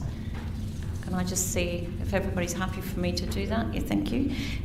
So basically, this is item 11. Item requires a motion and decision to order exclusion of the public to enable consideration in confidence. If I can have a mover and a seconder for a motion to exclude the public for item 12.1, which is West Franklin Stage 2 update. Thank you, Councillor Kira, and a seconder, Deputy Lord Mayor. Does anybody wish to speak to the motion? Lord Mayor, thank you. I actually have a material conflict for this item, so I will be removing myself from the chamber. Thank you, Councillor Kouros. Councillor Hyde? Yeah, Lord Mayor, I'm the same, have got material conflict of interest on this item. So sorry, councillors, I just need you to say what the conflict is. Well, the developer was my client long ago. Thank you, Councillor Hyde. Councillor Kouros? I have a close association with the developer. Thank you, Councillor Kouros. Members, would anybody else like to speak to the motion? Councillor Martin? Yes, Lord Mayor. I realise this is repetitive, but I do believe that these matters need to be heard in open, discussed in public, and only those parts which are commercially so sensitive that they cannot be revealed should be heard behind closed doors. There are, in relation to this item, hundreds of people waiting on this outcome, and they ought to have the courtesy of knowing where we are in a progress sense in relation to decision making. Therefore, I will be voting against this matter being heard in confidence, and I urge others to do so. Thank you, Councillor Martin. Councillor Snape? Thank you, Lord Mayor. I was elected on a platform of transparency, and as such, we voted against this going into confidence. I'd also note that there are interested parties who I think should be able to hear this. Members? Councillor Hyde? One of our colleagues, Lord Mayor, highlighted they would like the commercial aspects of these hidden and the rest of it not.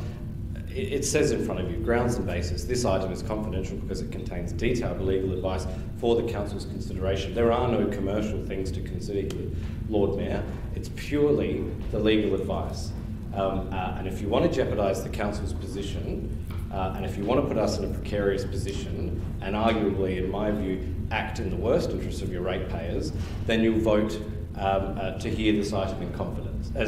In open, because doing so would then, with reading the grounds and basis as it says on the screen, release legal advice, which we are considering.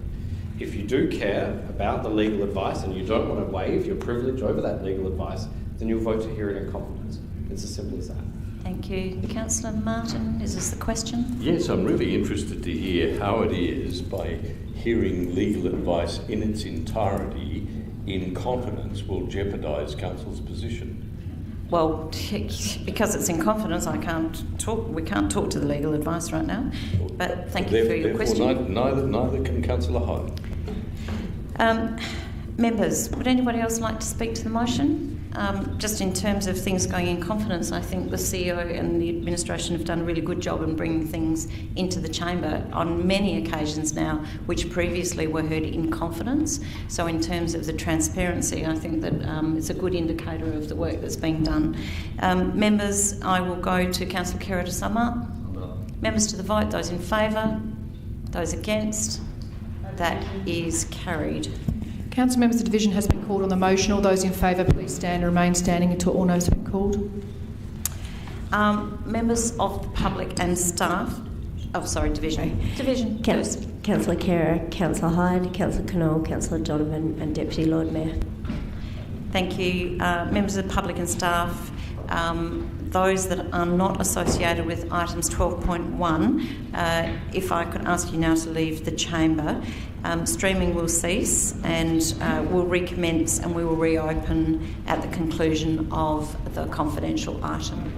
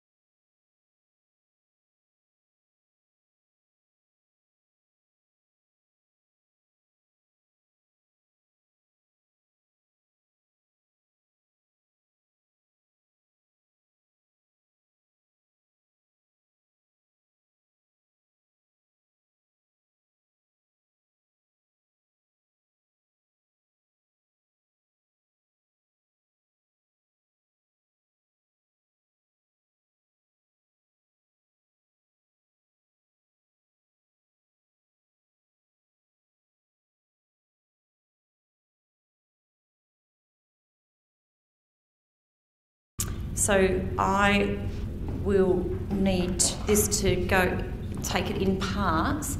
DLM, are you happy to chair to take through the ones that I can't be in the chamber for? Yep, thank you. Actually, what I'll do, if I can do it this way, then I'll remove myself. So, members, we're going to take through, if I could, have someone move for 2.1, 2.2, 2.3, 2.7, 2.8 and 2.11 through to 18, and of course parts 1 and 3. If I could have someone move that, thank you, Councillor Kouros. I don't understand, sorry. And a seconder, thank you, Councillor Hyde. Sorry, Councillor Martin, we're taking through 2.1, 2.2, 2.3, 2.7, sorry, parts 1, part 2, 2.1, 2.3, 2.2, 2.1, 2.2, 2.3, 2.7, 2.8 and 2.11 through to 18 and part 3. Councillor Kouros, did you wish to speak? No. Councillor Hyde, did you wish to speak? No, thanks.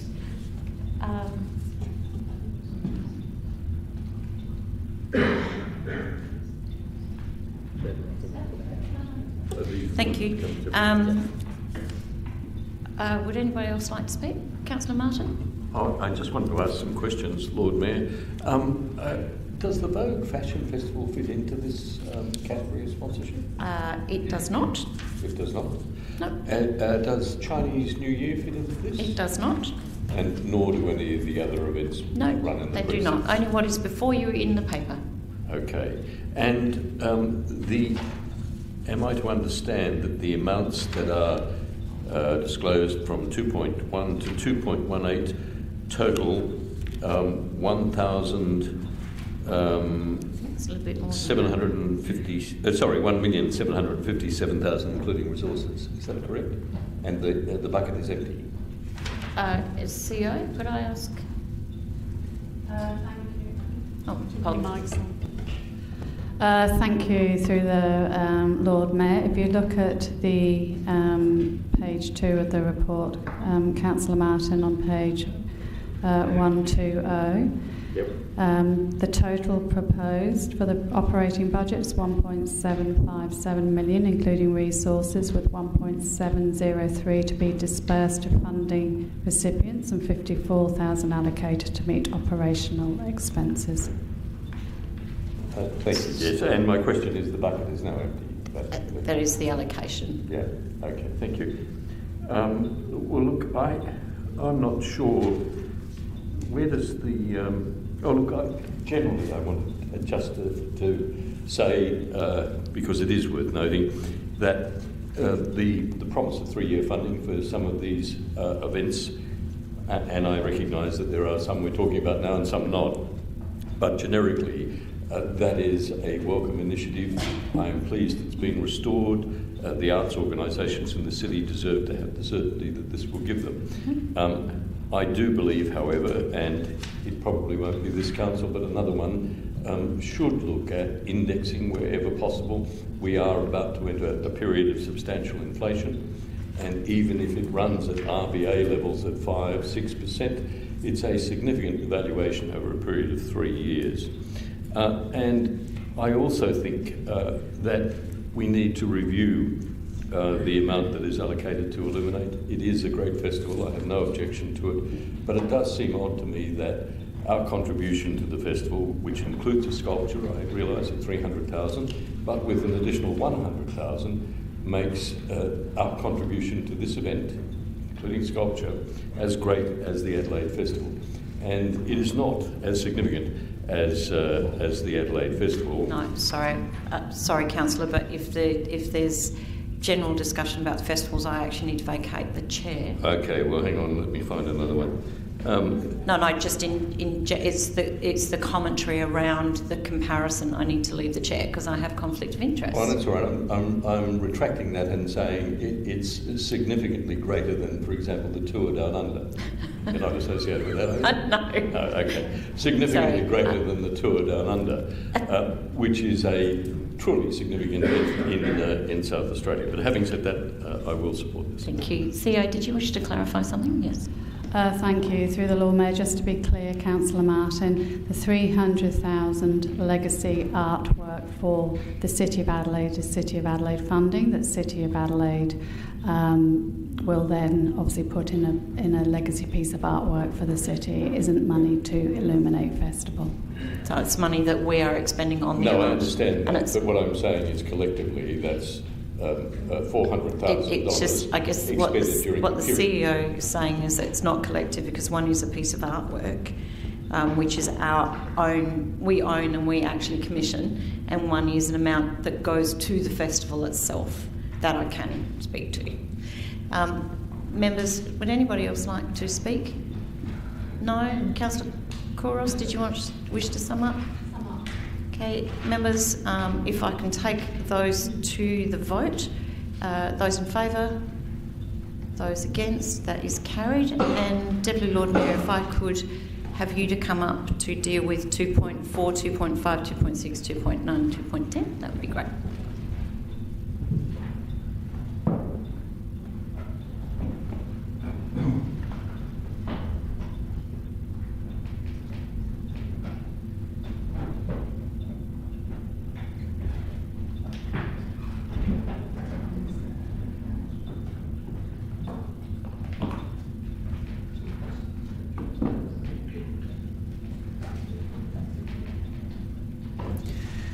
Members will deal with items 2.4, 2.5, 2.6, 2.9 and 2.10. Do I have a mover and a seconder for those items? Councillor Kouros. Do we have a seconder? Councillor Knoll. Councillor Kouros, did you wish to speak? Councillor Knoll. Any discussion on this item here? Be it that there is none, I'll go back to the mover to sum up. Let's take that to a vote. All those in favour? All those against? That is carried. Thank you. Can we have that recorded as unanimous, please?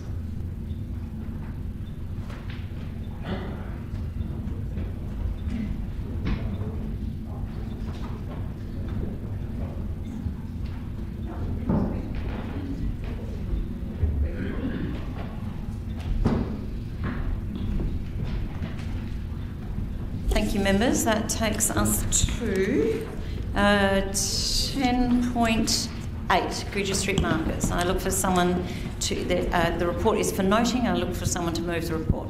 Thank you, Councillor Knoll. And a seconder, thank you, Councillor Ho. Councillor Knoll, did you wish to speak? Councillor Ho.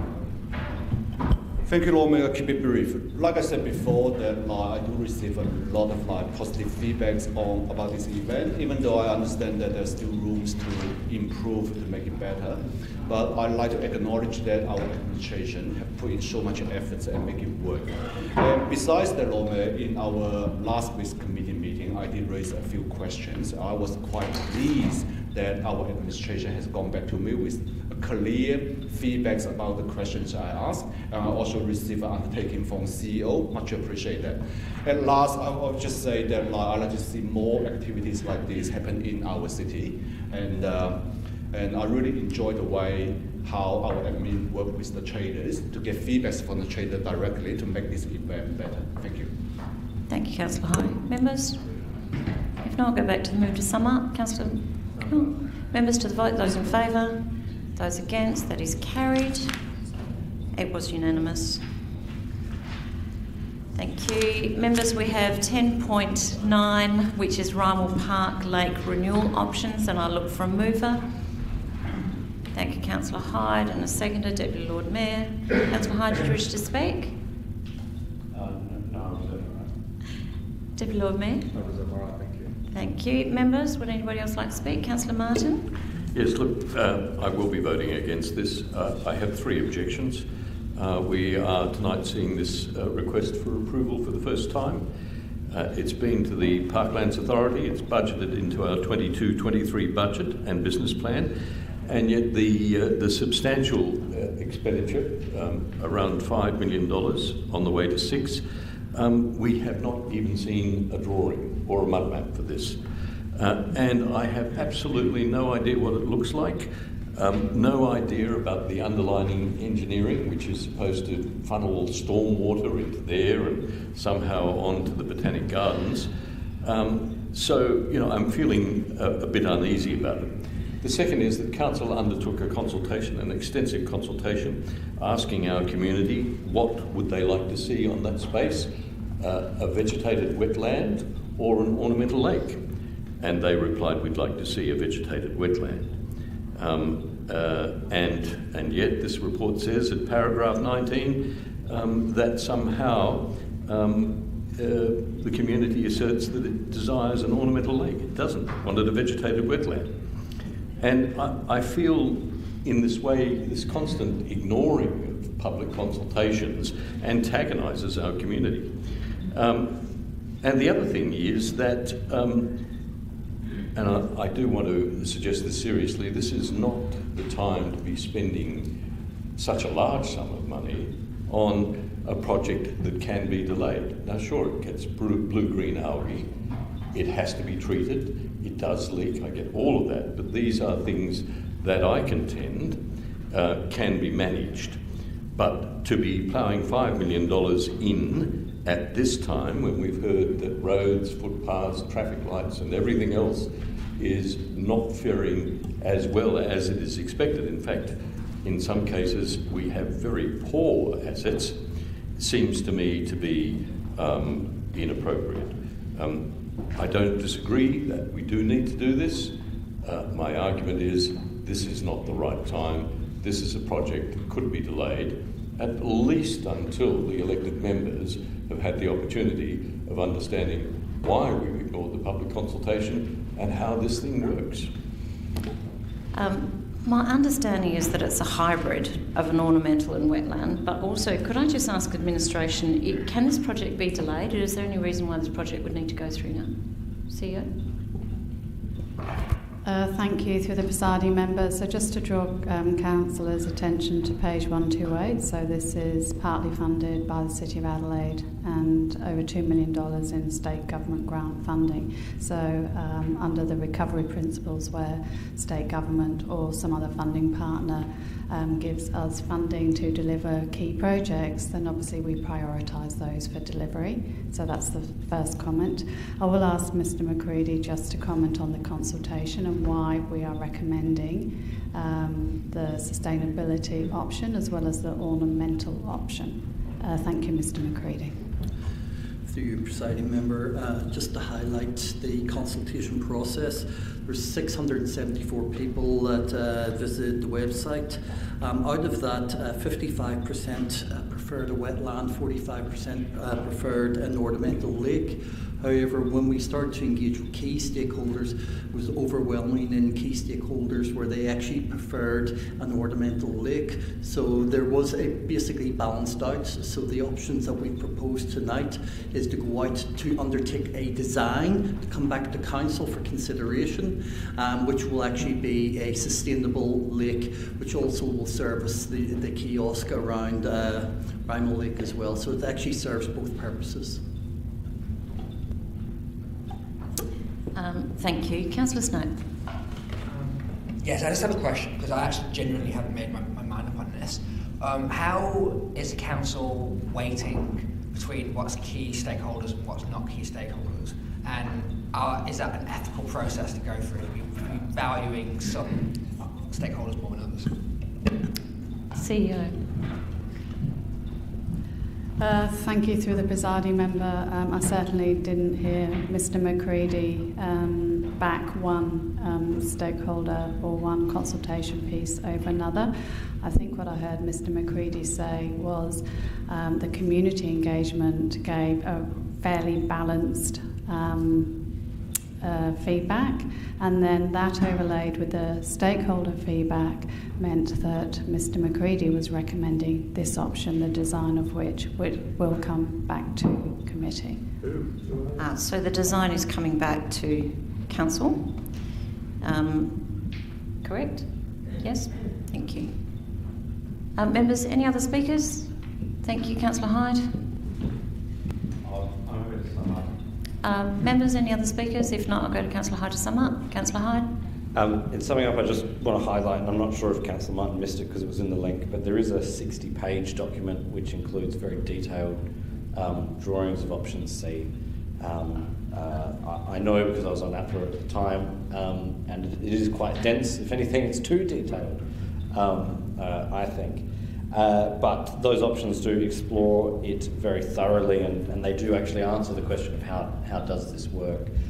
There is a hydrological assessment there, as well as fairly descriptive construction drawings also. But it also talks about the broader ecosystem where it will draw water from the areas which are to the east of Victoria Park, and the eastern parklands overall. And it talks about how that will flow through and affect the overall creek system. So it's quite a detailed report. It can't be accessed. You click on it and you get mini putt-putt goggles. Oh, sorry, I've got it. I'm happy to. So, I won't be able to read it all out to you now, Councillor Martin. That's all right. We'll make sure you have access to it, Councillor Martin. But it is very well done. I know there are so many people in the community that would be devastated if we were to replace the ornamental lake with a wetland. We just built hectares of wetland directly south of that location. We're looking at wetlands for elsewhere in the city to help clean the water. This is an ornamental lake. It has been an ornamental lake for decades and decades. The public enjoy it as an ornamental lake. Events occur on the island. People use the boats when they're available. I know that the kiosk there was quite popular as well, and there is certainly demand for something akin to return. So it needs to stay as a lake for the community.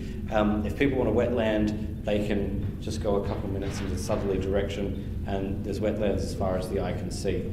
This lake is very important. It fits well in the park, and it will actually complement the broader Ryman Park master plan also, because I don't think I know that plan asked the question of whether we want a wetland or a lake, but I think if you look at how those spaces are going to be used, a lake actually makes the most sense for the sort of mix we expect there. Thank you. Members to the vote. Those in favour? Those against? That is carried. Council members, the division has been called to the motion. All those in favour, please stand. Remains. Councillor Snape, Councillor Khera, Councillor Ho, Councillor Kouros, Councillor Hyde, Councillor Knoll, Councillor Donovan, Deputy Lord Mayor.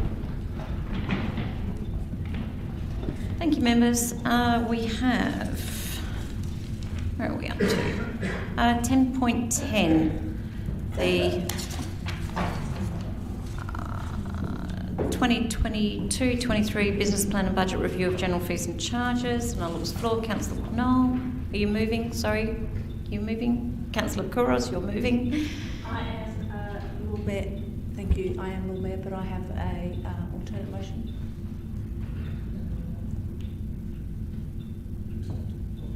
I think you just went past it, Kylie. I think, is that it? Okay, I'll give everybody a moment to have a look at that. I do apologise. I'm sure there will be some councillors that will say that they weren't notified in advance, but I have been working with administration in regards to it just today, and we just received it at 5 o'clock today. Thank you. I'm seeing it for the first time too. Thank you.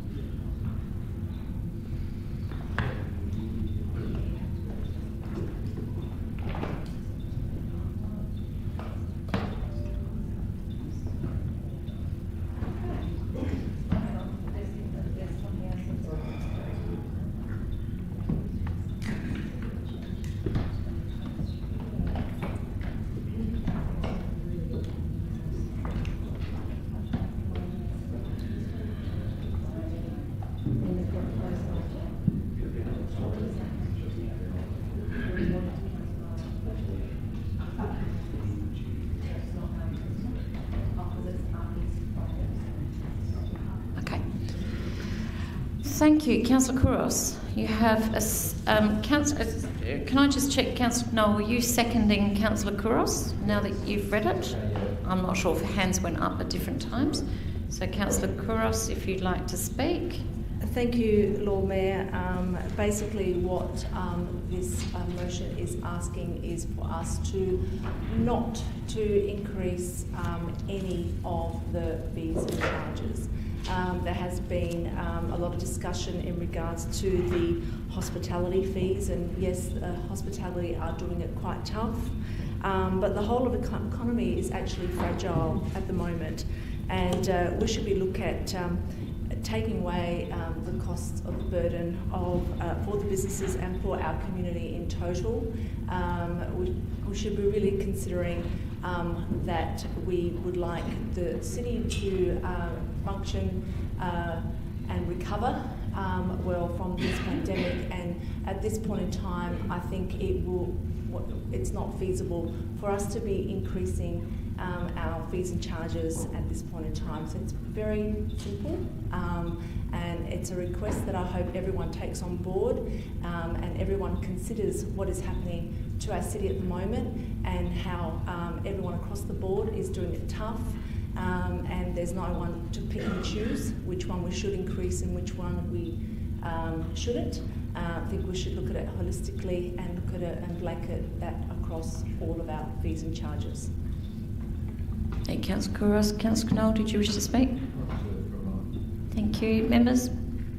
Councillor Donovan? Just a question to start off with, Lord Mayor. With the removal of the CPI, all of those additions, is there a guesstimate of that total sum that we would therefore be foregoing? CEO?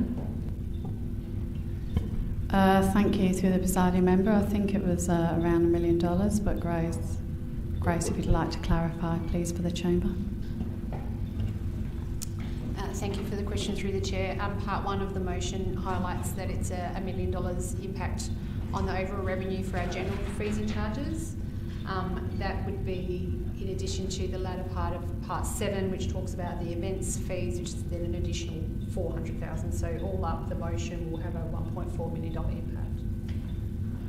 The last part of the motion, though, is actually done through the quarterly budget review process, because it doesn't take effect until after August 22. So is it done through QF?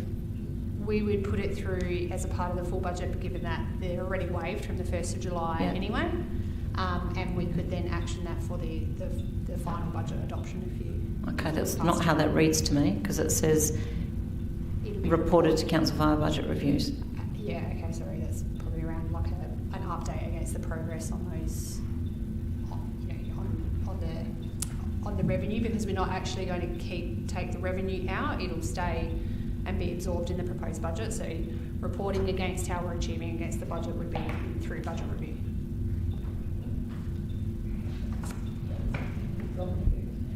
Anyway, members, Councillor High. Can you just scroll back up? Sorry. So I can see the whole lot, if possible. Councillor Ho and then Councillor Martin. Sorry, Councillor Donovan, did you have any further questions? The floor was still yours. Okay. Councillor Ho? Moment. Just a question though. Item 7. If you roll out a bit. Item 7. Is there any specific reason why we only do it for 1 year? Because like this is only for financial year 4, next financial year. So as part of our Reignite Adelaide, we actually waived all the fees for events in parklands and public spaces for a year, and that took us up to August 22. Yep. So this is to continuing it to the end of the financial year 22-23.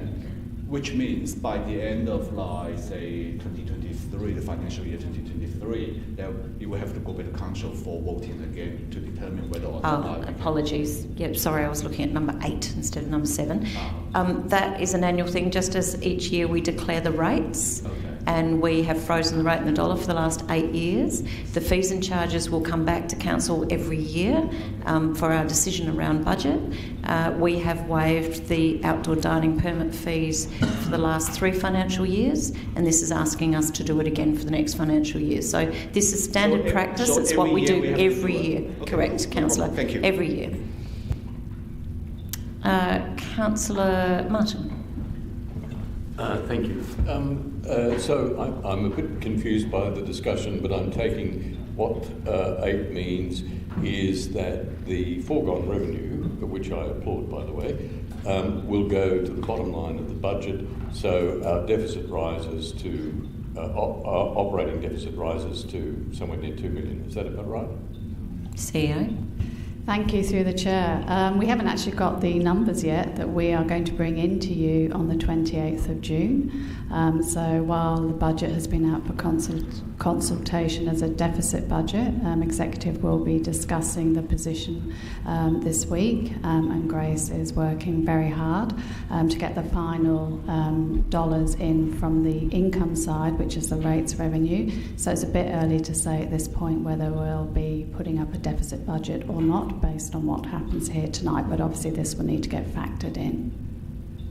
I'm more confused. So we went out to consultation on a deficit budget that, including the undergrounding project, was about 400,000. That's been pulled back, and now we're going to try and pull that back. But it's always that. It's the budget, the expenditure of the budget goes out for consultation, and in the meantime there's an assessment done, which we were all informed of in terms of what our rates revenue was going to be, and also the projections on our commercial revenues, which will be factored into the budget along with the consultation process. Okay, so it's normal. No, I've got it now. I understand. So our deficit notionally... And you've been through a few budget cycles. No, notionally our deficit's about 2 million now until we see the revenue side, which may alter things when we actually see it. Well, notionally we don't have a deficit position until we've actually finalised the consultation on the budget and actually brought the revised budget back into council for approval on the 28th of June. Oh, okay, but in our consultation we said that we were running a deficit budget.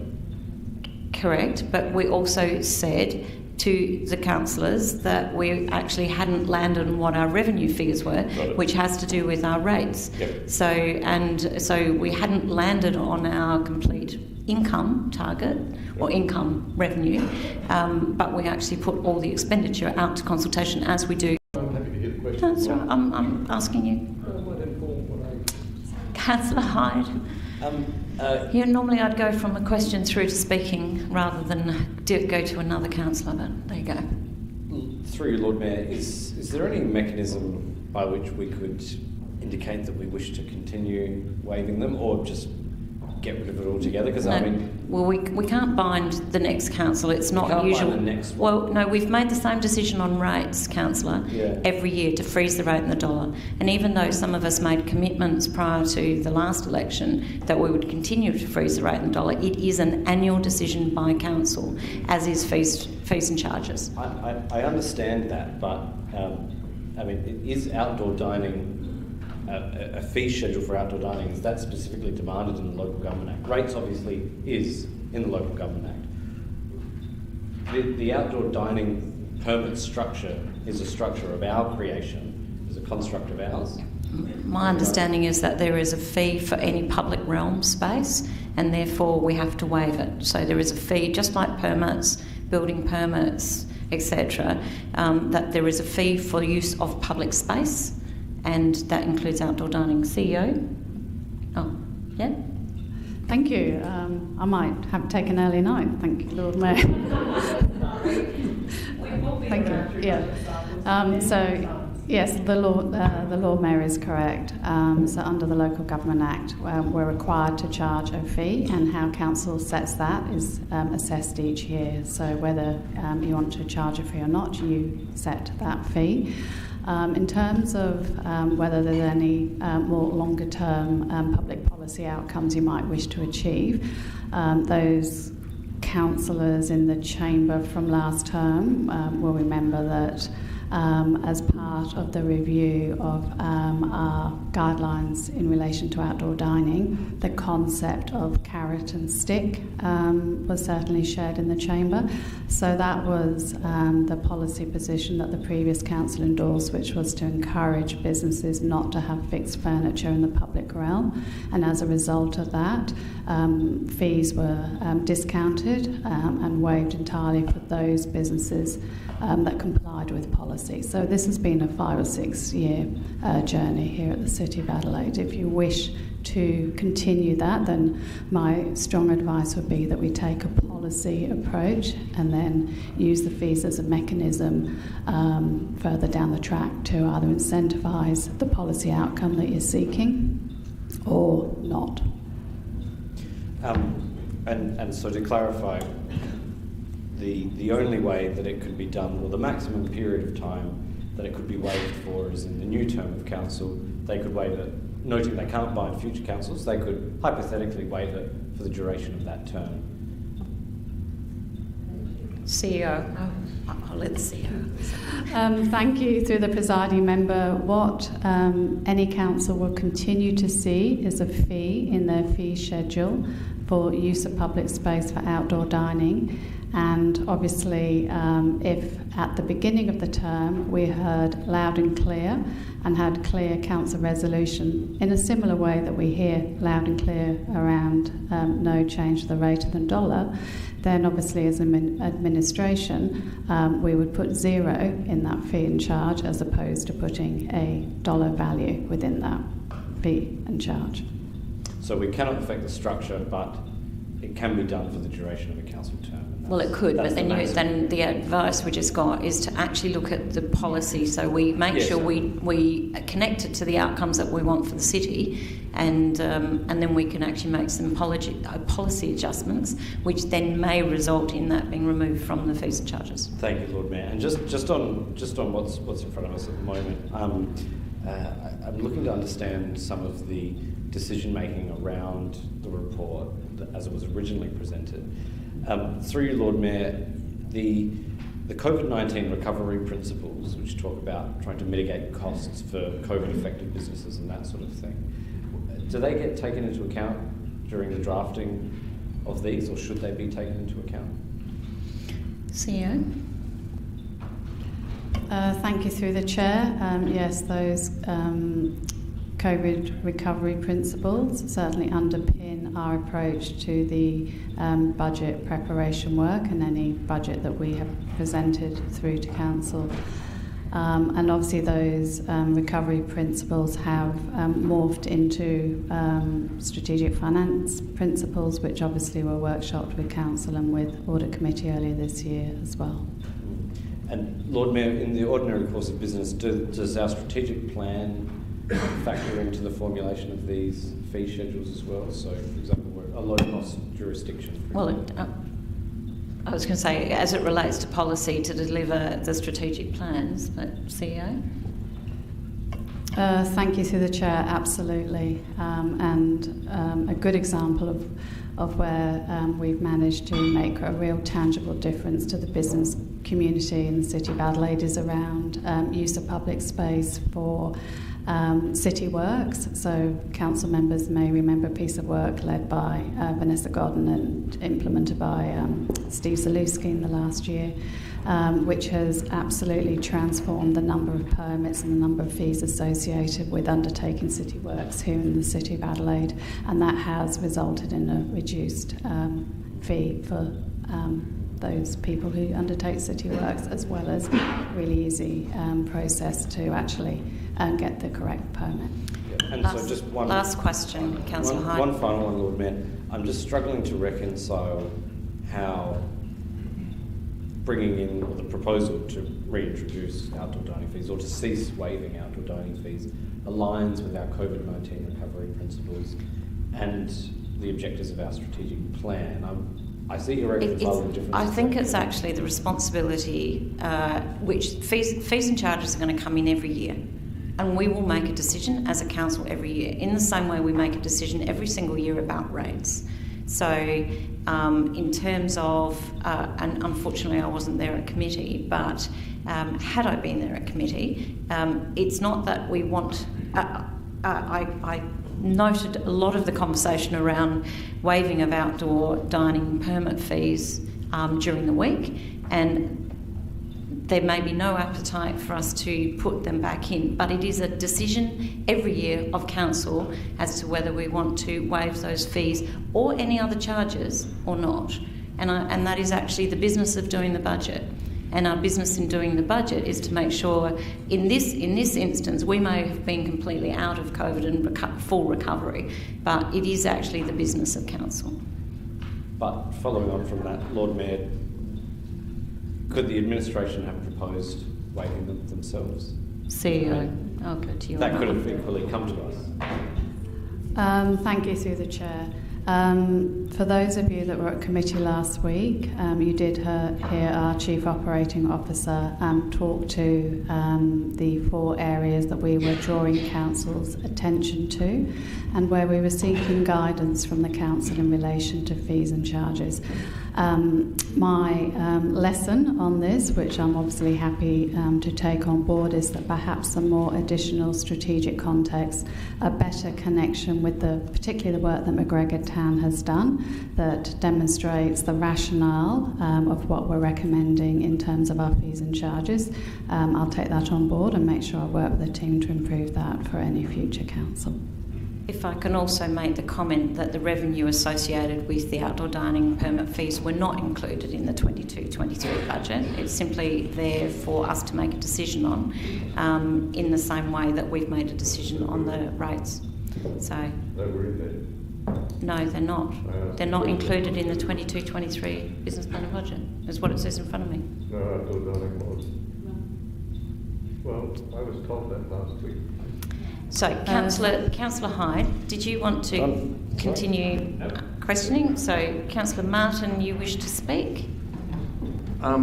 Yes, thank you, Lord Mayor. Look, I am just delighted that this initiative has been proposed. I must confess, at committee last week when we were told that unless there was an express view from council, that we would not waive, or we would waive outdoor dining fees, then they would be applied. And, I'm just delighted to have been able to play a part in making sure that these charges have not been applied and that they continue to be waived. We have done the right thing by hospitality for the last couple of years, particularly in relation to outdoor dining fees, but also with some of those COVID measures that we discussed after our emergency meeting at the beginning of this year, including assisting with grants to purchase furniture. But of course, those decisions do need renewal, and this is why we're in this position now. And I can see how it would have hurt hospitality. I had a lot of conversations with hospitality owners over the weekend, and indeed in walking along O'Connell Street, I noticed, for example, the number of businesses that had restaurants, cafes, glass panelling, outdoor unfixed furniture and so on, and the cost is for many of them quite substantial. I mean, if you've got 15, 20 linear metres of glass panelling, then that's going to be an impost on you. So this is a good outcome. It is also, in my view,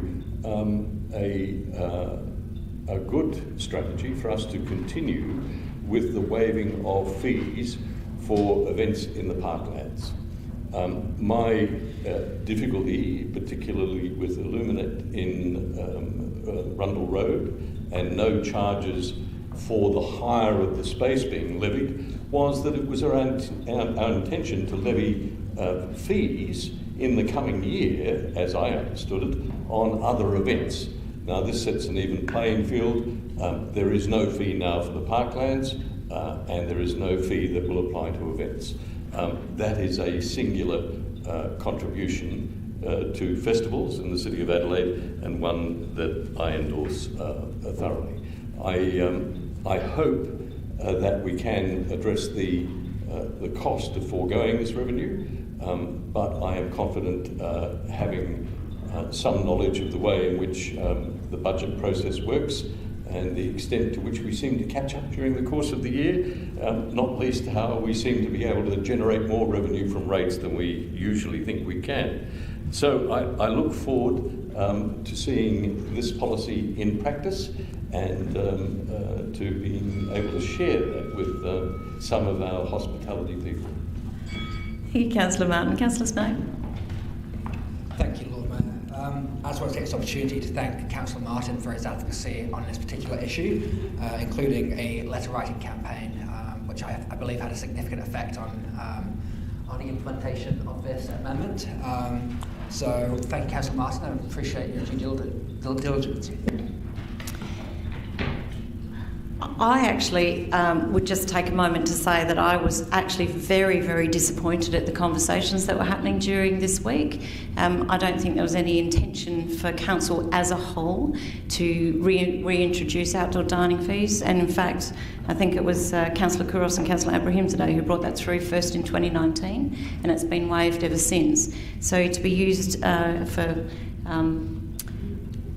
for expediency, I actually was very disappointed in that conversation. No, sorry, Councillor Martin, I'm speaking. Point of order, though. At the very beginning of this meeting, you talked to us about the way in which we deal with each other. Correct. And here you are accusing me of expediency. I haven't. For consulting ratepayers about a measure that was proposed in a budget. Councillor Martin. I said I was very disappointed in the conversations, of which there have been many. And I have spoken to many ratepayers, I've spoken to many hospitality businesses and had to explain to each and every one of them that this is standard practice, that we do this as part of the budget process every single year. And it would have been great if anybody speaking to our ratepayers and our hospitality businesses had actually explained the facts, which are very clear, very black and white, that every year we approve and look at our fees and charges. It's a standard process that we do with budget, just as we do with our rates. And so that there was a clear understanding that there was no that we weren't trying to affect their businesses in that way. It's also very clear that it has been an intention of this council, and certainly my CEO has actually said it to us so many times, that we are working towards being a fee-free city, which is why we introduced the waiving of event fees for parklands and public spaces, which is why that piece of work that the CEO referred to from Vanessa Godden and Stephen Zalewski was implemented, so we could actually standardise, reduce the red tape. I can't remember how many fees and charges we took out of our fees and charges, but there were many. So we have a standard rate for use of public space, which makes it really easy and uncomplicated for anybody using public space, and also with a view that we will work on our revenue streams so that we can actually reduce the fees and charges, and so that we can manage to continue to cap rates. That is my understanding of what we're trying to do through the strategic plan, and we will address that every single time we get to budget. Would anybody else like to speak before I go back to the mover? Deputy Lord Mayor. Just briefly, if I can, Lord Mayor, I do want to thank Councillor Kouros for bringing this to the chamber. She's actually put her money where her mouth is, and has done some work consulting with the administration, consulting with the business sector, and bringing something that is going to help our businesses, particularly at a point now where we are recovering from the pandemic that's impacted our community for the past 2 years. I also want to take the opportunity to thank our staff, the CEO, Chief Operating Officer, Manager of Finance and Procurement, because over the past 12 to 24 months, we've sort of the impacts of COVID, the ups and downs, the constant arm wrestle in terms of the priorities that we need to fund has taken a toll, and we need to be mindful of that. But again, to the amendment, I do want to thank Councillor Kouros. She's definitely got a strong pulse on the business community. She knows exactly what's going on, and I guess in terms of what is happening in the North Ward and those main streets, so Connell and Melbourne Street, she's done a fantastic job in engaging with those businesses and bringing this amendment back to make things easier for everyone in the city. Thank you, Deputy Lord Mayor. Councillor Donovan. Thanks, Lord Mayor. I just wanted to make the point that removing the CPI doesn't, of course, remove the cost to us. So what this has, the impact, the ultimate effect in this upcoming financial year, we, the council, are going to experience greater costs.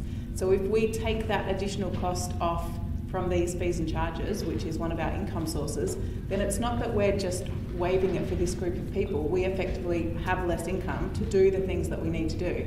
So I think it's important to recognise that we are effectively reducing our total bucket as to what we're able to do, or we're increasing our debt. And I think doing it in a targeted way, like the outdoor dining fees, the parklands, I think that makes a lot of sense. We recognise over the past few years the impact of COVID, and so these are targeted measures that I would support. I don't support the idea that we just remove CPI increases, noting that that is a real cost that we need to pay ultimately in terms of the other services that we would be delivering. So I ask whether the mover would be happy to take it in parts and separate out the CPI increases from the other waiving of outdoor dining fees and parklands. Councillor Couros, are you happy to take it in parts? Councillor Hyde, did you wish to speak? I just have one last question before I speak. Sorry, Councillor Donovan, can I just ask you to turn your mic on? Through you, Lord Mayor, was there I'm still trying to understand the decision making, was there a discussion at the executive leadership team level about the reintroduction of these fees? CEO? Thank you, through the Chair. I'll need to take that on notice. I was on leave at the time, so I'd need to take that on notice and talk to my colleagues and understand that. Okay. And are you speaking? We'll get that come back to us by an email update, or how will we get the response to that? CEO? Thank you, through the Chair. I'll do an undertaking to send out a note to council members once I've had the chance to have a debrief with the team. Thank you. Thank you. I'll speak to this now. Thank you to Councillor Couros for bringing this. I think it's an excellent motion because it seeks to reduce the costs for our community. It reduces the costs of doing business. It reduces the costs of coming into the city, the costs of parking the car, the costs of adjusting your horse. It reduces so many costs for our community, and we know that we're currently going through a cost of living and inflationary crisis. It will get worse before it gets better, and I appreciate that by not indexing at CPI, or in some instances in the fee schedule that we saw above CPI, many instances actually, by not doing that, the corporation will bear a greater burden. We will bear a greater burden of the costs. But is that not what we are here for? To support our community in a time of need. See, I hear noise come from across the chamber. I'm not one that believes that government exists to propel itself forward. That is not why I believe government exists. Government exists to support its community. That is what it is there for. And the only reason we have fees and schedules is because we need to manage supply and demand for our assets in public space and to ensure that order is maintained throughout the city. We don't use it punitively, although I know some would like to, nor should we. If, in actual fact, we should reduce costs to incentivise particular behaviour, not increase costs to disincentivise that behaviour. But it is rightly pointed out that by doing this, we will have less money because some of our costs will continue to go up. And that is correct. But it's not about having less money, in my mind. It's not about having less money to do the things that we do. It's about having less money to do the things that we either don't need to do or we are not as efficient enough in doing them. That's how I see this. I still intend on this council presenting a balanced budget. I still think that is possible. I think it has always been possible, and we now have the leadership in place, both at a political and executive level, to deliver consecutive balanced budgets and reduce debt. And so I'm not so concerned, at least in the short term, by continuing to freeze. And I think this is this the second or third year? This would be the second, I think, Lord Mayor, that we've frozen, that we have not increased any fees and charges in the City of Adelaide. The second year this term that we've done that, I believe. I think we did it at the height of the pandemic, I'm fairly sure. Yeah. And so we could very proudly say that this is the lowest cost capital city council that South Australia has ever seen. We can see that with the $1 million plus that we're waiving here, with the $1 million plus that we've done earlier in the term, with the efficiencies that we've driven, and I think we should be very, very proud of that. Everyone here should be pleased with that achievement. We've done so in support of our community, so that as they face dual economic crises, we can support them through it. We should continue to do it in future. Thank you. Councillor Donovan, did you have the question? Thanks, Lord Mayor. Yeah, just a quick question. I don't have it immediately in front of me, but can I have just a ballpark figure of the totality of the income likely to be derived from the fees and charges for the 2022-23 year, or if that's a bit tricky to look back to the last financial year for a ballpark figure of the total income derived from our fees and charges? Total. Yep, CEO. You're testing my memory. Is it around 50 million? 60. Oh, okay, I'll let Grace answer. Thank you, Grace. Thanks for the question through the chair. Our total fees and charges, which includes all fees from every single fee that we charge, is just over 60 million. It's 60.2. 60, yes. 60 million. And would you say, CEO, that $60 million of our income is simply used to manage our spaces, etc., and is not a significant part of our total income for the types of services that we deliver? CEO. Thank you, through the chair.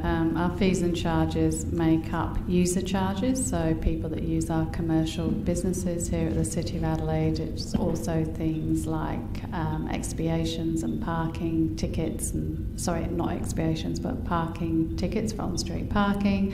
It also includes, managing your dogs, your cats, all sorts of different things. So it's mainly, if you look at it at people who use services, we sort of refer to them as user charges because they're using something. Great, thank you. So that income is actually very much used to deliver the range of services that we deliver across the city. Thank you. Councillor Ho.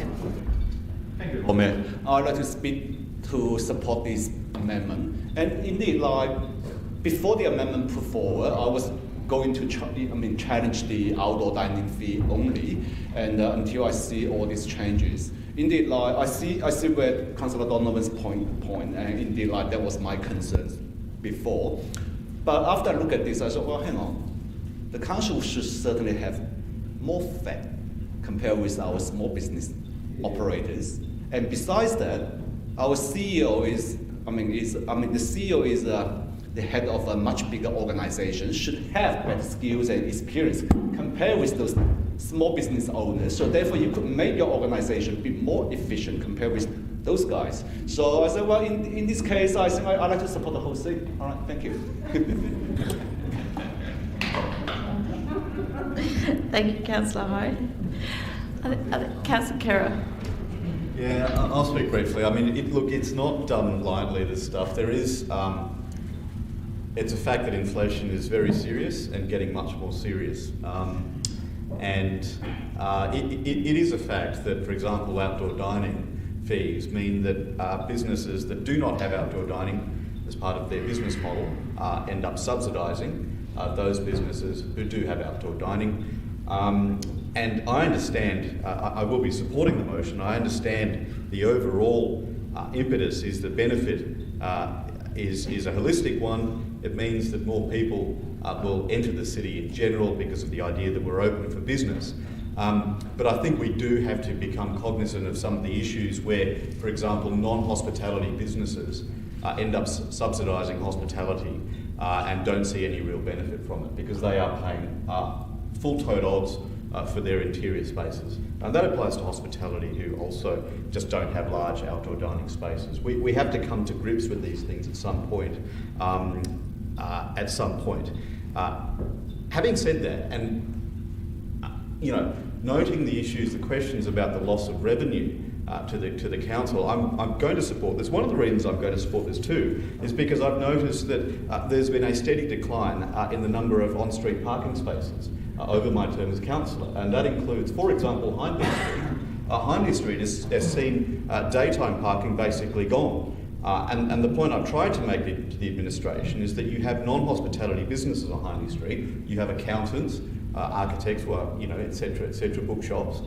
It's not just about the Friday and Saturday night heaving crowds.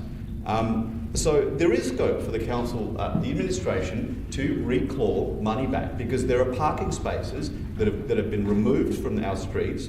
And when you walk down there, you see that it's for no good reason, really. Hindley Street's a case study. There's a parking space that's gone, and it is placed as sort of a child's drawing, put forward as a bit of public art. And I know that the CEO has seen that, because I did show, we did have a look at that together. So there are ways, there is demand for parking on street in the city. There are spaces that can be brought back, that can be monetised. There is a revenue stream, go get it. Thank you, Councillor. Any more speakers? If not, I'm going to go to Councillor Kouros to sum up. Councillor Kouros. Thank you, Lord Mayor. I have to say that I was a little bit nervous about bringing this through, because I didn't know how it would be received by my fellow colleagues, because it is a big ask. I understand that. I understand Councillor Donovan's point. We are foregoing our own revenue in regards to this, and she is looking at it through that lens. But I'm looking at it through at another lens, and the lens is that we want our city to be open for business, and we want our city to be able to get through this recovery, and actually be able to sustain their businesses through what is going to be coming really hard times. Difficult times are ahead of us. We want our city to be vibrant. We want our festivals to continue in the city. We want to be able to have events that people come to and provide that circular economy that this city relies on. And it's really important that we say that our city is the best place to do business. Our city is the best place for you to open up your business. Our city is the best place for you to remain and get through these hard times that we are going to be facing. Hopefully only in the next 12 months. God knows what's going to happen in years to come. And this is what we need to have our hat on about. We need to make sure that we are sustainable. We need to make sure that we are supportive, and not only for our businesses, but also for our community as well. I mean, there are, we've got library fees and charges as well in there.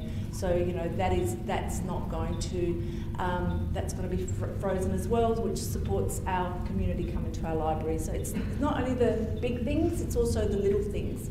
And we can't, like I said, pick and choose who we think, is we should support. We should be supporting our community overall. And I'd like to thank everyone's comment and support on this motion. Thank you, Councillor. Members, we're going to the vote. Those in favour? Those against? Thank you. That is carried. Council members, the division has been called on the motion. All those in favour, please stand and remain standing until all names have been called. Councillor Snape, Councillor Khera, Councillor Ho, Councillor Kouros, Councillor Hyde, Councillor Knoll, Deputy Lord Mayor and Councillor Martin.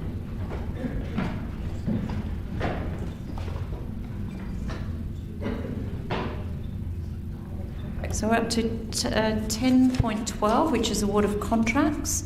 I'll look to the floor for a mover. Councillor. Sorry, I've got an amendment, amended motion. But I have to wait. You've got an alternate motion?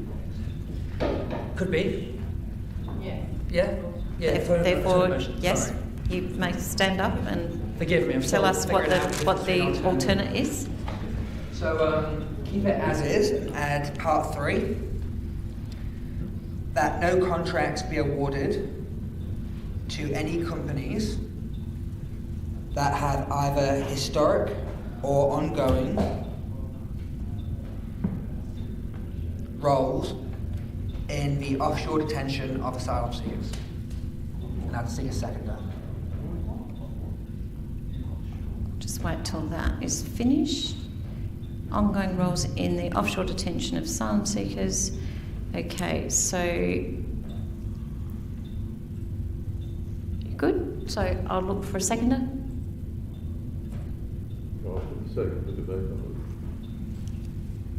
Councillor Martin as a seconder. Please speak to it. Councillor Snape. Thank you, Lord Mayor. Thank you, Councillor Martin, for allowing the debate.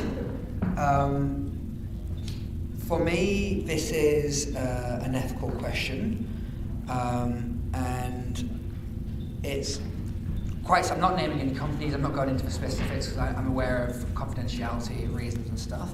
But around the country, we are seeing moves to kind of almost divest away, so to speak, from companies that perhaps engage in unethical behaviours. And although there has been companies involved may have been sanctioned by the federal government, the detention of asylum seekers is illegal in international law and has been recognised as such in international law.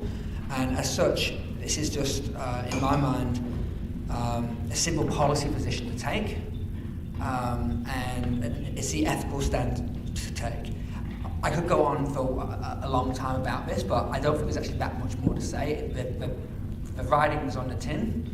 I just hope that we can come to a decision here in the Chamber that we can be proud of going forward. Thank you. Thank you, Councillor Martin. Did you wish to speak? A question. Is the administration aware of any connections with companies that have either historic or ongoing roles in the offshore detention of asylum seekers that we have dealt with or will deal with or possibly might do? CEO? Yes, thank you through the Chair. Yes, I am.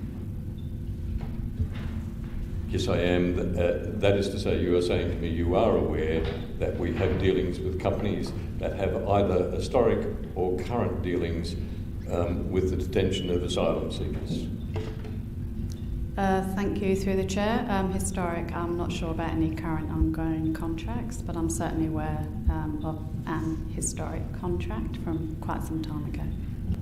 Oh, that was the next question. Are we talking 5, 10, 20 years ago? That would be helpful to me. Thank you through the presiding member.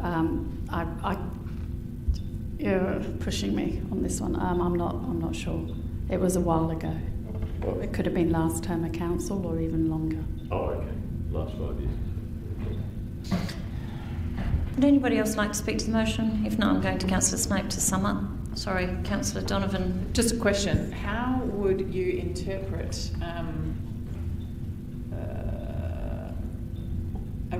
an ongoing role, a historical ongoing role? So, for example, the first project in terms of asphalt and associated concrete works, if there was an organisation that had something to do with creating the first built form of would that be interpreted as an associated role? CEO?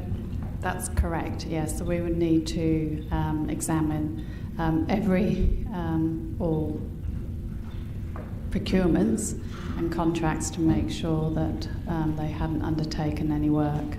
So whether that's a statement or whether that would be we would need to just work through that. For those that were at committee last week, we did have a good discussion at committee around the ethical responsibility or the moral responsibility that government has in terms of who it does business with. And I did recommend to or suggest to those at committee that we have recently signed off our procurement policy, but I certainly heard loud and clear that there might be an opportunity the next term of council. I think doing it this term is probably more challenging, but certainly in the next term of council to do a piece of work around who that council wishes to do business with and how procurement can help support that. I've seen your hand, Councillor. No, sorry. Deputy Lord Mayor was next. So my question is, would this alternate motion then trigger a change in our procurement policy? I'm just not. I don't understand the process and what this is going to do.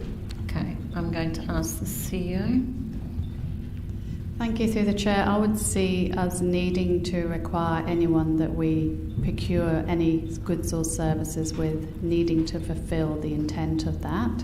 I'm not sure if it would impact our policy or whether it would be an additional piece of paperwork that we would need companies to sign. Grace, perhaps if you can help me, please. Thank you. Through the chair. The interpretation of that is that when you're saying that no contracts, you're not just talking about the 3 that are in this report, you're talking about no contracts at all? Clarification. My intention, specifically, I apologise, a bit ambiguous in my wording. My intention was specifically around security contracts and, But that's not what you've said. So, and is that indefinitely, or is that just, are we talking about the contracts? Are we talking about the 3 projects that are before us tonight, or are we talking about contracts? Well, ideally, indefinitely, yes, because of the ethical question, but... Okay, and is that specifically around security services? The intention of the motion, yes. Okay, do you want to make a change to what you've got before you? I'm happy to make that change, yes. Security companies? Yes.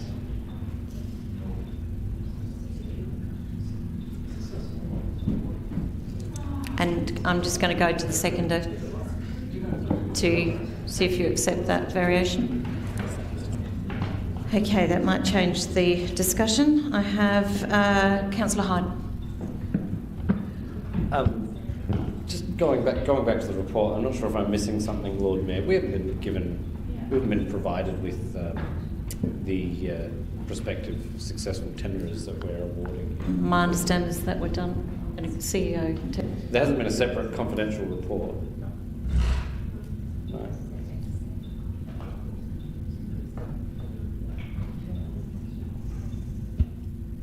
Thank you, through the chair. No, there hasn't. There hasn't. Okay. Is there anything that any councillor would have to suggest that there is a business involved here that is detaining people offshore? Thank you, through the chair. You'd need to ask your colleagues that question. I'm unable to answer that. Yes. So I'll just speak very briefly. I'm just a little bit confused as to where on earth this has come from. I appreciate the intent and the philosophical position the council has. That is what it is. But there's nothing in this report that I've got in front of me that suggests any legal or illegal, ethical, unethical, moral, immoral actions that have been, because we haven't been provided with the names, and that's obviously an initiative that the administration has undertaken in order to provide as much transparency as possible on the public record regarding contracts that we're awarding. These would usually be considered in confidence.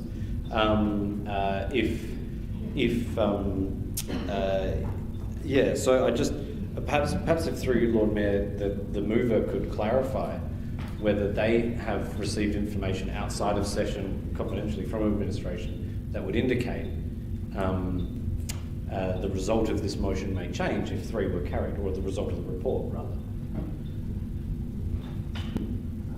Councillor Snape? From my understanding, I'm not going to name any names or any companies or anything like that, but we currently use as one of our services a company that has been... Sorry, you can't do that. You are... Okay.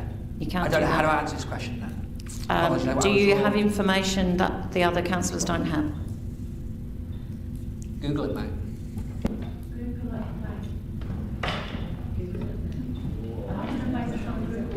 I'm more confused now. Sorry, apologies. Look, if there's... We have mechanisms for dealing with this. If the councillor wants to bring a change to the procurement policy, that's done through the procurement policy. With absolutely no information in front of me, I'd be happy to Google something. I don't know what I'm Googling because this matter hasn't been discussed, hasn't been brought forward. To the best of my knowledge, hasn't been raised in any other forum or committee or what have you. It was raised at last committee. I'm very reluctant to start picking and choosing winners and losers if I have no idea who those winners and losers are, the extent of their involvement in this activity, which it should be noted is a legal activity which the government and our taxes actually fund, So I'm reluctant to start doing that when I've got absolutely no information on it whatsoever. I'm even more reluctant to think that this Part 3 would actually have far-reaching consequences for other contracts which we administer. And I think the appropriate forum for it, given it is a sweeping change to a procurement policy, is in the procurement policy, not here on the fly at 10 at night. I just don't think that's the way we do it. Dylan, did you have another question? I saw your hand go up. No, I was just going to talk to Okay. Members, would anybody else like to speak to it? If not, I'm going to move to sum up. I was going to talk to it. Oh, go, Jeff, you can talk to it. Sorry. That's okay.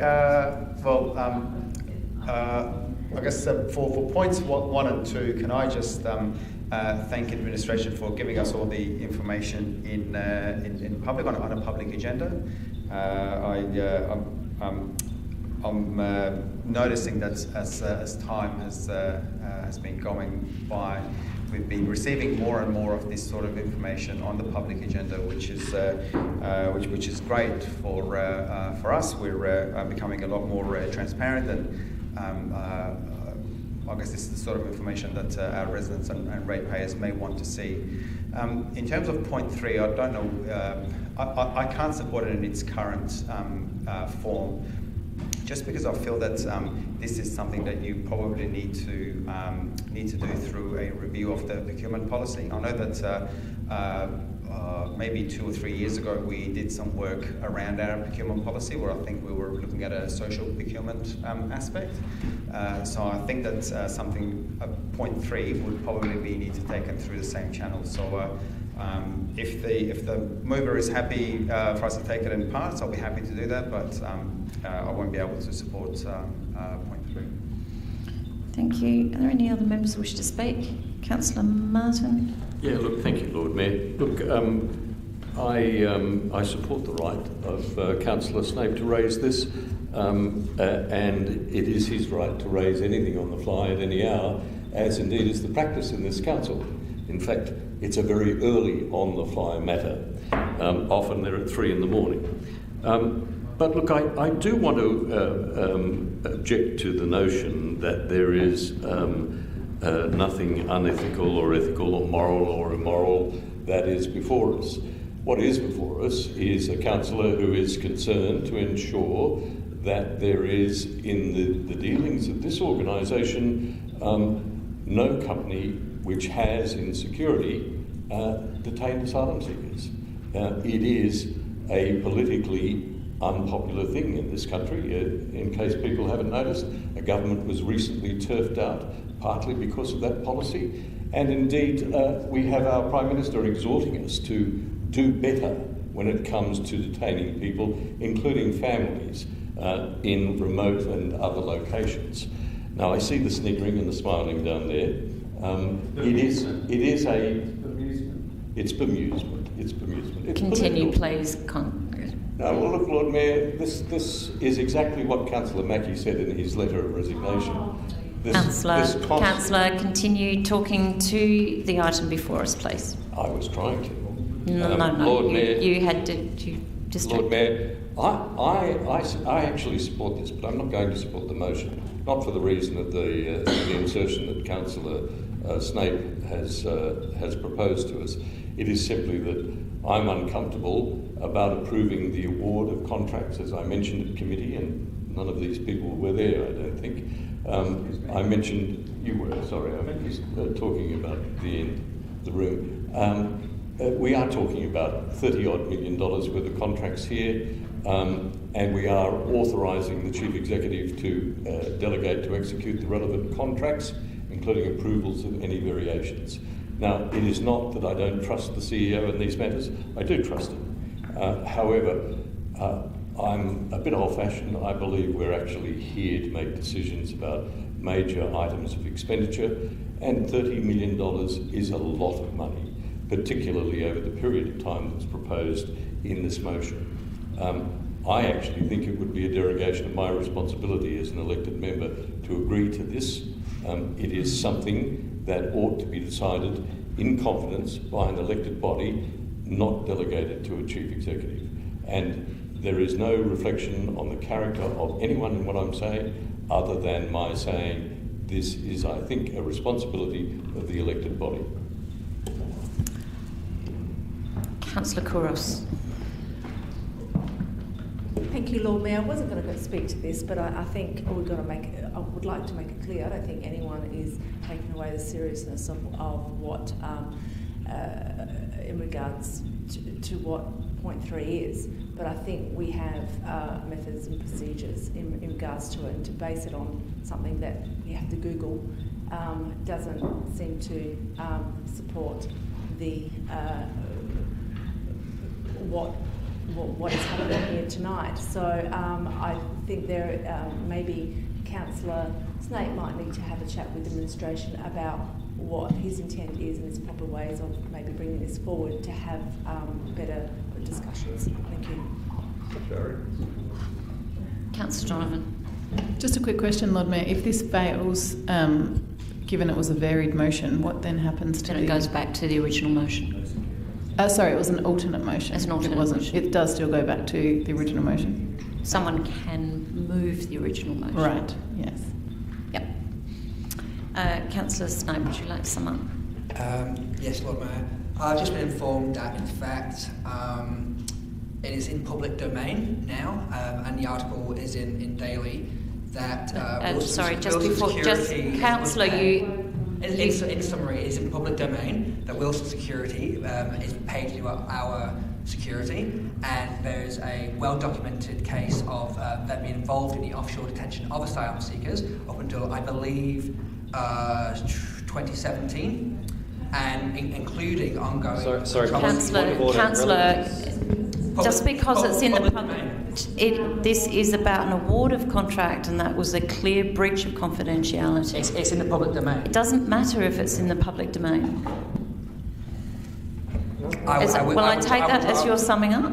Well, I encourage councillors to make sure we do the ethical thing here and vote for and support this motion. Summed up.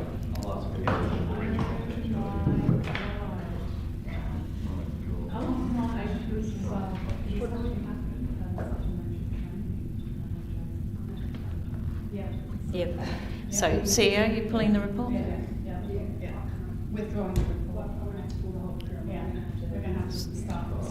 So the whole procurement has just been dumped, and we start from scratch with the entire tender process because of the breach of confidentiality. Apologies, members. We will go.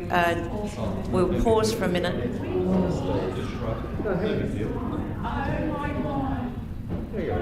It's public domain.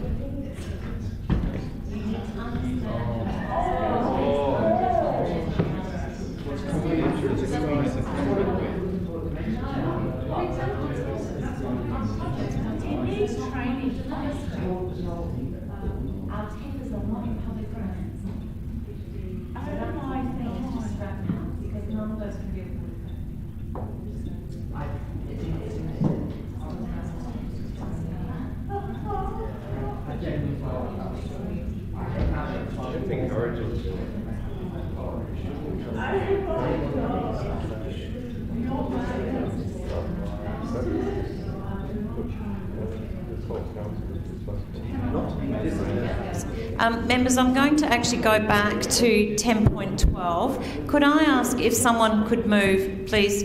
Could I ask that somebody moves point 1, 1.1 and 1.2 and point 2? Thank you, Councillor Kouros. Seconded, Councillor Knoll. Would anybody like to speak to this? Thank you. Just tell me what you said, I'm sorry. Sorry, Councillor Martin.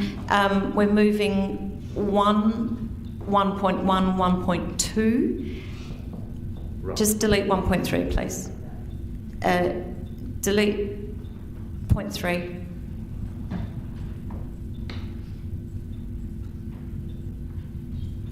We are just doing the award of the first 2 contracts. And Lord Mayor, can I have an offline briefing about what actually happened? Absolutely. Thank you. With the CEO. No, look, hang on. Yes, part 2 is included. I do not know what's going on. So, members, right? I have a mover and a seconder. Does anybody want to talk to 1.1, 1.2 or 0.2? If not, Councillor Kouros, can you sum up? Members to the vote, those in favour, those against, that is carried. And that takes us to 10.16, which we've done the procedural. I'm looking for a nomination for a representative as voting delegate for the National General Assembly, 19th, 22nd of June. It will be online, and I'm looking to the floor for a nomination.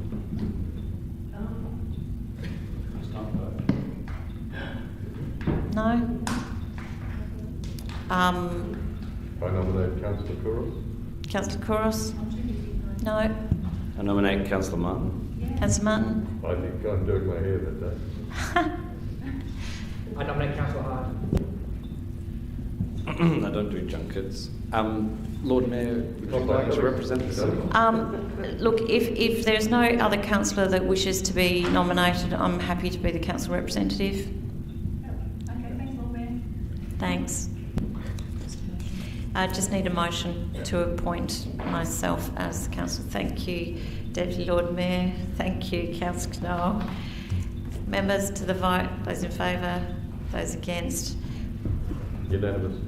Unanimous, I think. Yes, you'll all owe me a drink later. Thank you very much. That takes us to my report. So, presiding member's report for June 2022. It's been a busy month in the City of Adelaide. Foot traffic across the city continues to rise. Adelaide Unleashed is in full swing across the CBD in North Adelaide, with street parties, pop-ups, musicians and dancers taking over the city. For the first time since the pandemic began, we've welcomed 2 major musicals to the city this month, 6 at Her Majesty's Theatre and Disney's Frozen at the Festival Theatre, both of which I had the pleasure of attending. Over the long weekend, we had the launch of Adelaide Cabaret Festival and marked World Gin Day, which was celebrated with a fabulous Adelaide Unleashed event in Gilbert Place, as well as many other venues around the city.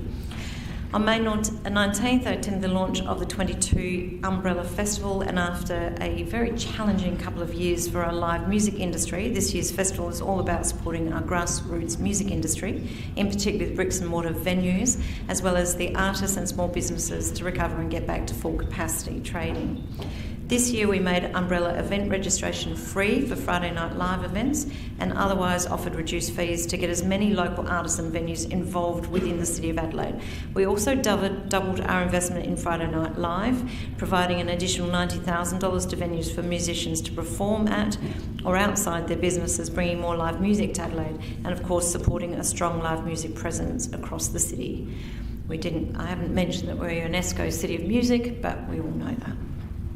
On June 2nd, I had the privilege of unveiling the beautiful portrait of Dame Roma Mitchell that is now up on the wall in front of us, along with Her Excellency the Governor. This has been painted by artist Kate Kuruks and it honours another South Australian trailblazing woman leader. Dame Roma was Australia's first female Queen's Counsel, Supreme Court Judge, Human Rights Commissioner and State Governor, and this portrait is the second in our series honouring women that have significantly and uniquely shaped South Australia, which will be featured in our City of Adelaide chambers. The following day, on June the 3rd, I held a civic event to celebrate Mabo Day. 2022 marks the 30th anniversary of the historic Mabo case, when on the 3rd of June 1992, the High Court of Australia determined that terra nullius should not have been applied to Australia. Reconciliation Week, held from the 27th of May until 3rd of June each year, is bookended, of course, by the anniversary of the 1967 referendum and the Mabo decision. We celebrated the significance of the Mabo decision and the 5 applicants who brought about the recognition of native title for the first time: Eddie Mabo, Sam Passy, Reverend Dave Passy, James Rice and Celia Mapo Sali, with our Aboriginal and Torres Strait Islander communities, and it was a lovely event honouring the impact that that decision has had on our nation. The theme of this year's Reconciliation Week was Be Brave, Make Change, and the City of Adelaide is now working on its 10th Stretch Reconciliation Action Plan. This is the work of our Reconciliation Committee, co-chaired by Auntie Yvonne Aegis, Deputy Chair Uncle Ivan Tilly Copley, Uncle Eddie Peters, Ian Liddy and Shona Reid, Uncle Jeffrey Newchurch, Auntie Lynette Crocker and Deanne Hatchett-Nichols. Together with our council representation, Mary Couros, Franz Knoll and Helen Donovan, and are supported by Nicole Gollan and the great team that we have. We're achieving important milestones with Aboriginal and Torres Strait Islander communities. We also marked National Volunteer Week this month and had some incredible volunteers in the City of Adelaide who together dedicated nearly 8,000 hours over the past 12 months volunteering in our community, including our libraries and community centres. Of course, I did mention earlier on that I received notice today of Greg Mackey, Councillor Mackey's resignation, and I do sincerely wish Councillor Mackey every success for his future endeavours. Could I have someone move that the report be accepted, please? Thank you, Councillor Couros. Seconded, Deputy Lord Mayor. Members, those in favour? Thank you. That takes us to item 14, Councillor Reports. Could I have someone move that the reports be noted? Thank you, Deputy Lord Mayor. Seconded, Councillor Knoll. Deputy Lord Mayor, did you wish to speak to it all? I do, Lord Mayor. Just want to bring something to the Chamber's attention, if I may. As part of City of Adelaide's drive toward sustainable outcomes, I'm pleased to acknowledge the work by our Infrastructure Road Renewals team in partnerships with asphalt contractor Downer in achieving a saving of nearly 65 tonnes of CO2 through use of recycled products within its 2021-22 roads reseal program. The majority of these savings were achieved through the use of recycled asphalt products in the lower road pavement layers, where 50% of the asphalt applied is recycled from existing roads. Also noteworthy is that from January 2022 to May 2022, the roads team has laid 7,076 tonnes of asphalt, an average of 1,415.2 tonnes per month, or 2.25 times the normal rate. So they have been busy. A further 1,500 tonnes of asphalt is due to be laid by the end of this financial year. I'm sure you'll agree this is a remarkable effort with the many uncertainties over the 21-22 financial year. It represents another example of how the city is committing to renewing its assets in a sustainable manner while maintaining the high level of service expected in the world's third most livable city. Credit goes to our infrastructure team in delivering this result, as we remain committed to opportunities that will reduce the carbon footprint of our work. And I do have a wonderful and heavy award here that I would like to hand over to you, Lord Mayor. Thank you, Deputy Lord Mayor. Thank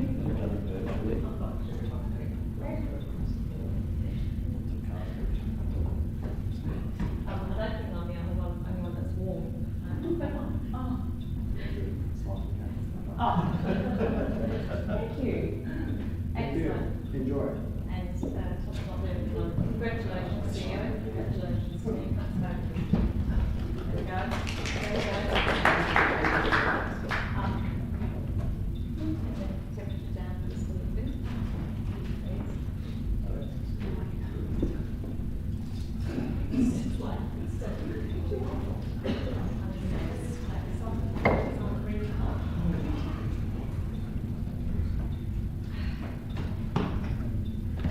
Thanks, members.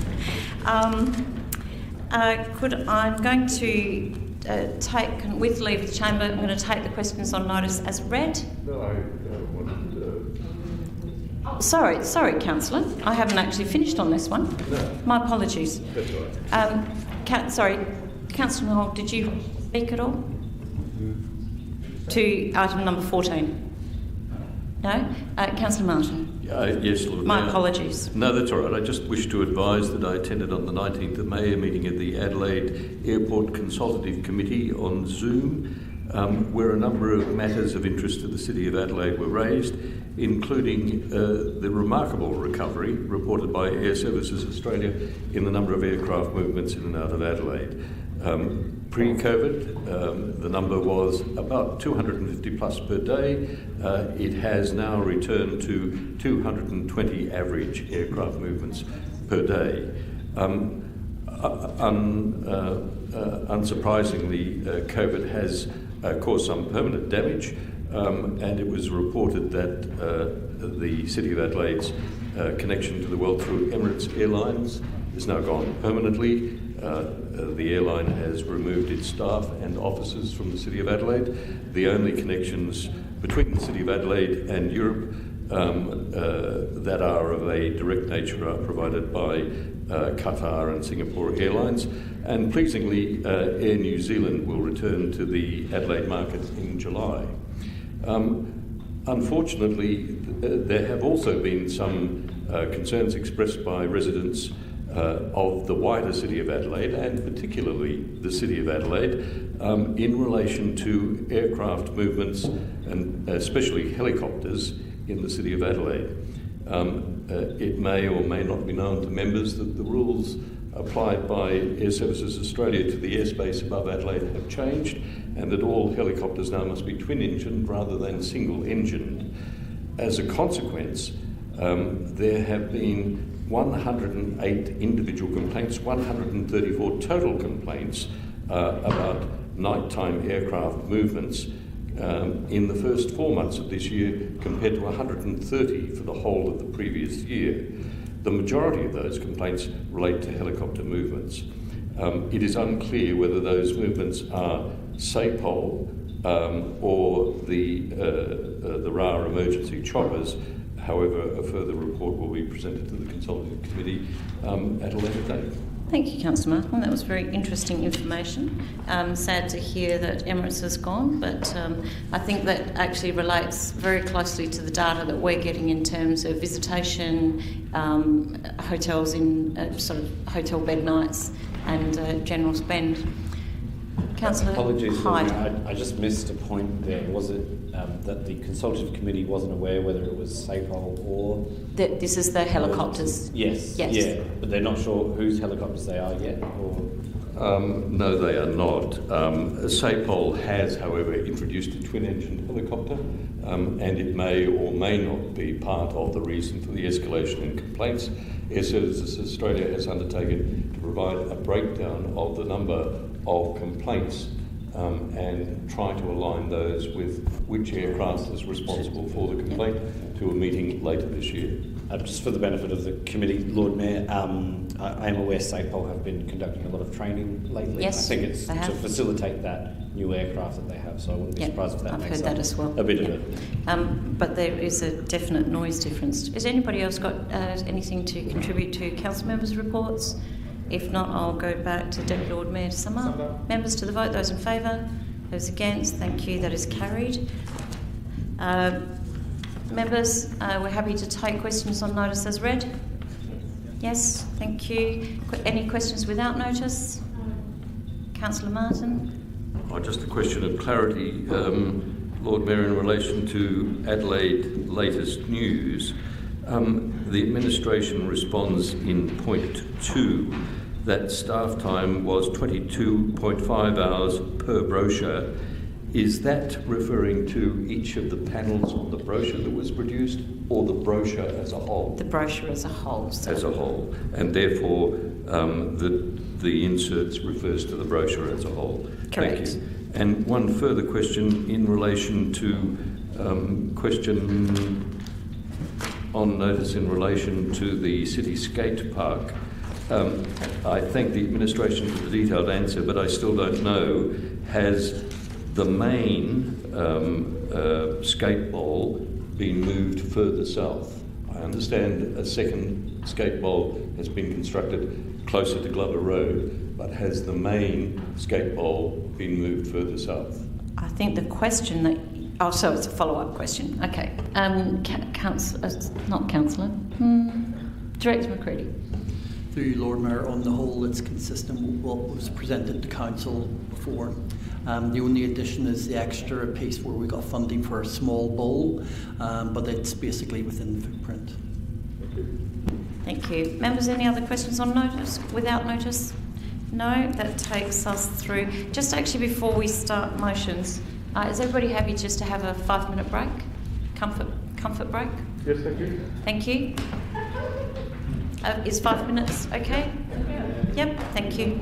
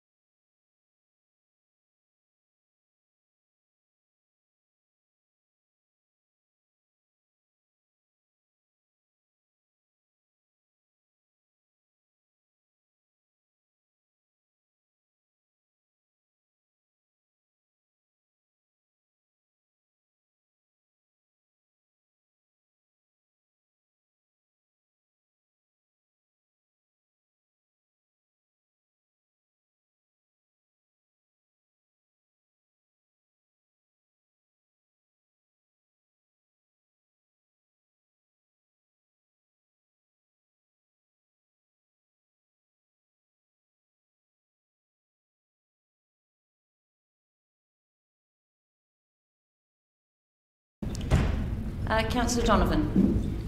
Thanks, Lord Mayor. I'd like to move a motion, and I seek a seconder, to adjourn this meeting and defer the remaining items until after our committee meeting on Tuesday.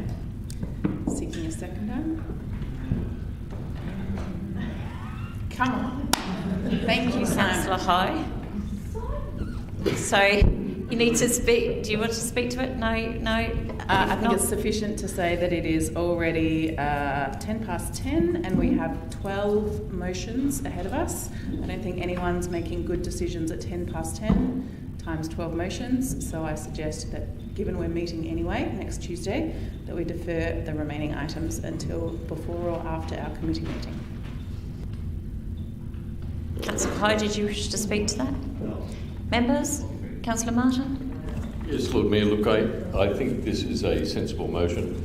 I was prepared to remain and to debate a couple of important motions from my ratepayers' perspective. I declare that I will not be here next Tuesday. I will be on leave, and therefore I will have to withdraw my motions completely until the next council meeting. But already you can see that behaviour in the chamber is deteriorating. The prospect for reasonable, rational debate until probably midnight is unlikely. Already there are staff in this room who are feeling tired. Some have remarked to me that they are concerned that we're continuing to sit. I believe it is in the interests of the health and well-being of all of us, including our staff, to adjourn until as proposed next week. Thank you. Would anybody else like to speak to it? If not, I'll go to the move to sum up. Summed up. Members to the vote. Those who wish to defer. Those against. That is lost. Now, though members, we do have a number of motions in front of us. If I could urge members to only speak if they have something to contribute to the debate, keep focused on the motion that we are debating and not every other thing that you wish to speak of, and then perhaps we can actually get through these reasonably quickly. The first item on the agenda is 17.1. Councillor Hyde. Move to seconder. Group Purchasing Power, seconder. Thank you, Councillor Knoll. Councillor Hyde. This is very straightforward. It builds on some of the good work that we've done here in securing our own power purchase agreement for 100% renewable energy. It allows us to go and look at such a similar agreement, but with regards to a buying group for the city. If we recall, when we looked at our climate change action plan before, and we saw that some of the most significant carbon emitters, or the sectors most responsible for emitting carbon in the city of Adelaide, is electricity. I think that is the single largest one, or maybe it's only second to transport. Transport is one that we do try and influence, and we can have some limited influence, but most of it lies outside of our remit. This is an area, at least in power, that we've proven we can deliver a well put together agreement to the benefit of us and the other party within the agreement. But furthermore as well, it actually gives us the opportunity to assist our ratepayers, our larger ratepayers in particular, in lowering some of their power costs, but also in doing their part for the environment. And that can then factor into their own environmental carbon neutrality ratings and what have you, which they may consider to be a marketable factor for their brand as well. I do also believe that in addition to, while it would be easiest to do whole buildings, whether it's whole apartment buildings and the electricity supplied to their common areas, or whole office buildings and their electricity, I do believe that if we get this done properly at a larger buying group scale, i.e. the individual components of that buying group are larger, there's no reason it cannot then be replicated at a lower for smaller retail customers for power within the city. I think we've done a lot as far as incentivising solar programs over the years, and that's all well and good, but it is a very inefficient way. It is an emission inefficient way to reduce your carbon footprint. You are much better off. The grid is set up for large-scale energy generation. That's where the majority of investment is going at the moment. We do know that a huge uptake in PV rooftop solar actually destabilises the grid when there's too much energy being put into it, because it's not designed to have many tens and hundreds of thousands of generators feeding into the grid. It's designed to have centralised power generation en masse, which then travels one way down through the substations and then to the retail users. So this is the most effective and efficient way for us to do that. If we can incentivise the creation of large-scale renewable generation, as we've done with our own power purchase agreement, then I think we can do our bit for the environment, but also assist our ratepayers. Councillor Knoll, did you wish to speak to it? Members? Councillor Martin? Does city-based mean CBD or the City of Adelaide? Councillor Hyde, are you talking about the CBD or the entire City of Adelaide? City of Adelaide. City of Adelaide. City-based? Adelaide city-based. Members, any other comments? I actually commend this motion, Councillor Hyde. This is something that was in discussion after we passed the first power purchase agreement. Of course, that's the only one, still we're the only council with power purchase agreement in the state, which, you know, gave us both the reduction of emissions by 11,000 tonnes, as well as a saving of about $500,000, and no, 500 million, no, $500,000, 4 million. Oh, 4 million, there you go. And I've got that figure wrong. And also those businesses that we were then able to invest in terms of solar and wind. So to actually bring the business owners together would be a fantastic outcome for us as a city. So I commend you. And I'm going to pass back to you to sum up. Members to the vote. Those in favour? Those against? That's carried. I think that was carried unanimously. Can we do the rest like that? That's really good. Item 17.2, International Day of Elimination of Violence Against Women. Deputy Lord Mayor. Thank you, Lord Mayor. I move the item is printed and seek a seconder. I've got Councillor Kouros on that one. Thank you. Thank you. Lord Mayor, can I start by commending our staff on the current and past projects that they've done in this space. I know there's a mention of the Spirit of Women, who are a community that do wonderful work in this space, but if I can just clarify for members that what the Spirit of Women are doing with their sculptures is that they're essentially creating safe spaces for domestic violence survivors to reflect on their journey. So what I have asked in this motion is that I'm mindful that we're a local government jurisdiction. Obviously, federal government and state government do most of all of the heavy lifting in terms of funding the services and ensuring that the services are there for vulnerable people. But I guess as a local government jurisdiction, wherever we can, try and raise awareness, and in this case, utilising some public space to try and raise awareness. And it might be, just throwing an example out there, it might be that you might look at the number of lives that have been lost as a result of DV. And so I know, say for example, I think it was last year that we lost about 52 lives as a result. So you might have 52 pairs of shoes or 52 items or 52 silhouettes where you might have them, throughout around the mall or I guess, wherever the staff think it would be appropriate. But I hope that the motion is supported by the Chamber, and I hope that it's actually at a level that's not detailed enough to sort of dictate how I want things to be. So I want to make sure that it's kind of open-ended, and I'll be more than happy for the staff to essentially take it and run with it. Thank you, Deputy Lord Mayor. Councillor Kouros. I just want to commend Councillor Today for this motion and obviously the work that he does in this space. It's a great initiative. The shoes idea is, I've seen that, it's very moving. There is something that we can do to create more awareness, and it's something as simple as that. It is just really, really, really touching. So hopefully we can come up with something like that or something better to create the awareness that the motion is seeking. Thank you, Councillor Kouros. Members? If not, I'll go back to the move to sum up. Deputy Lord Mayor. Members to the vote. Those in favour? Those against? That is also passed unanimously. Thank you. Members, that takes us to item 17.3 on the agenda, fossil fuel companies. Councillor Snape. Cheers. I'll put it to the floor and look for a seconder. For the sake of the debate. Thank you. Councillor Martin. Thank you, Lord Mayor. Thank you, Councillor Martin. So this motion, once again, does exactly what it says on the tin. We have declared a climate emergency. Very recently, the State Parliament declared a state of emergency. We're currently putting together the next step in our carbon neutral action plan. And I would humbly suggest that allowing, for example, a major fossil fuel extraction company to have their AGM, for example, here in historic Town Hall, goes against what we are trying to accomplish.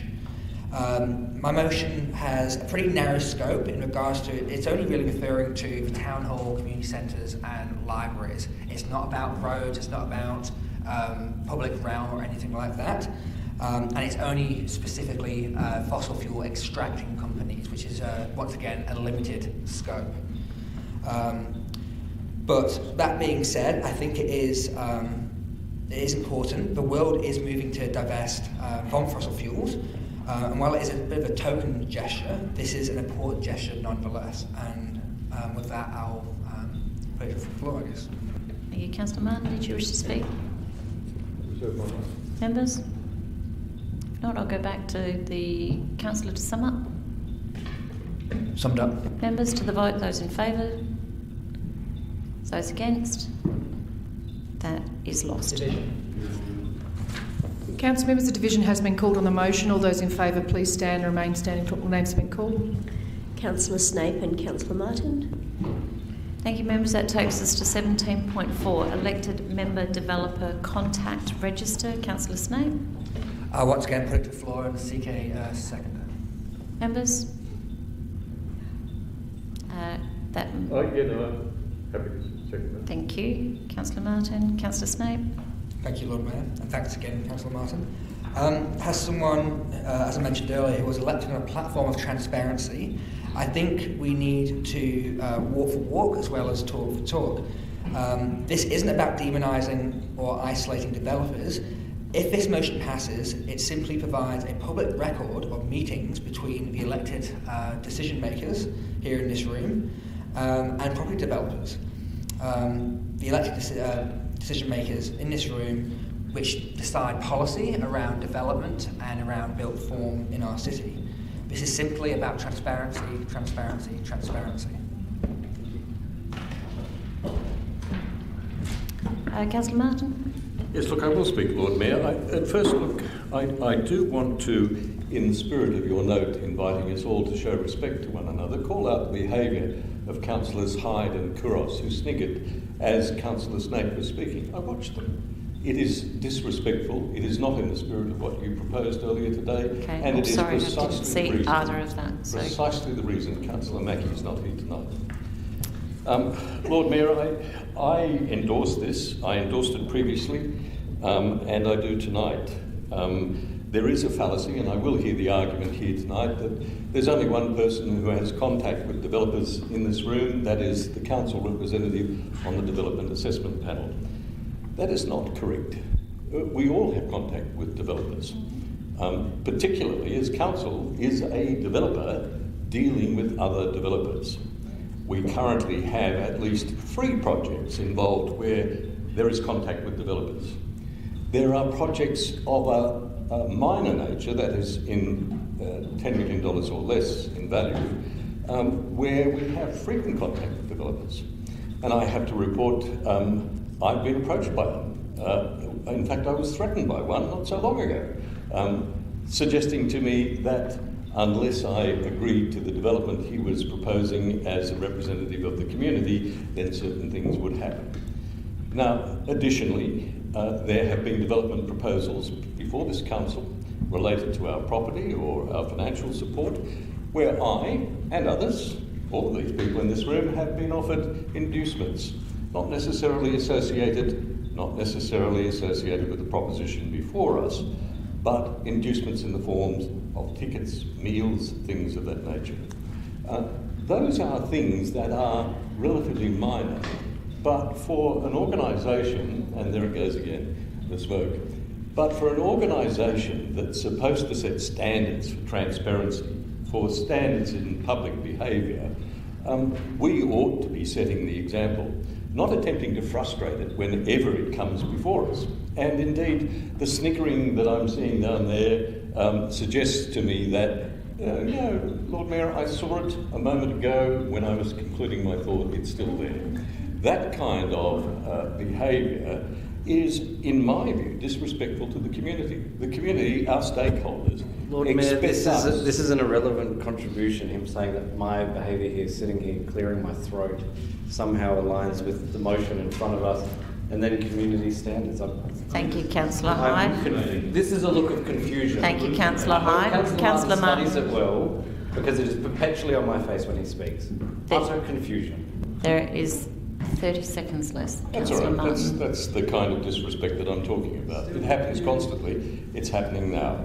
And this is exactly what Councillor Mackie was referring to when he said in his note, the absence of mature and respectful... Thank you, Councillor Martin. We are not talking about Councillor Mackie's letter today. As I said at the beginning, we are all responsible for our behaviour, and this is unhelpful as well.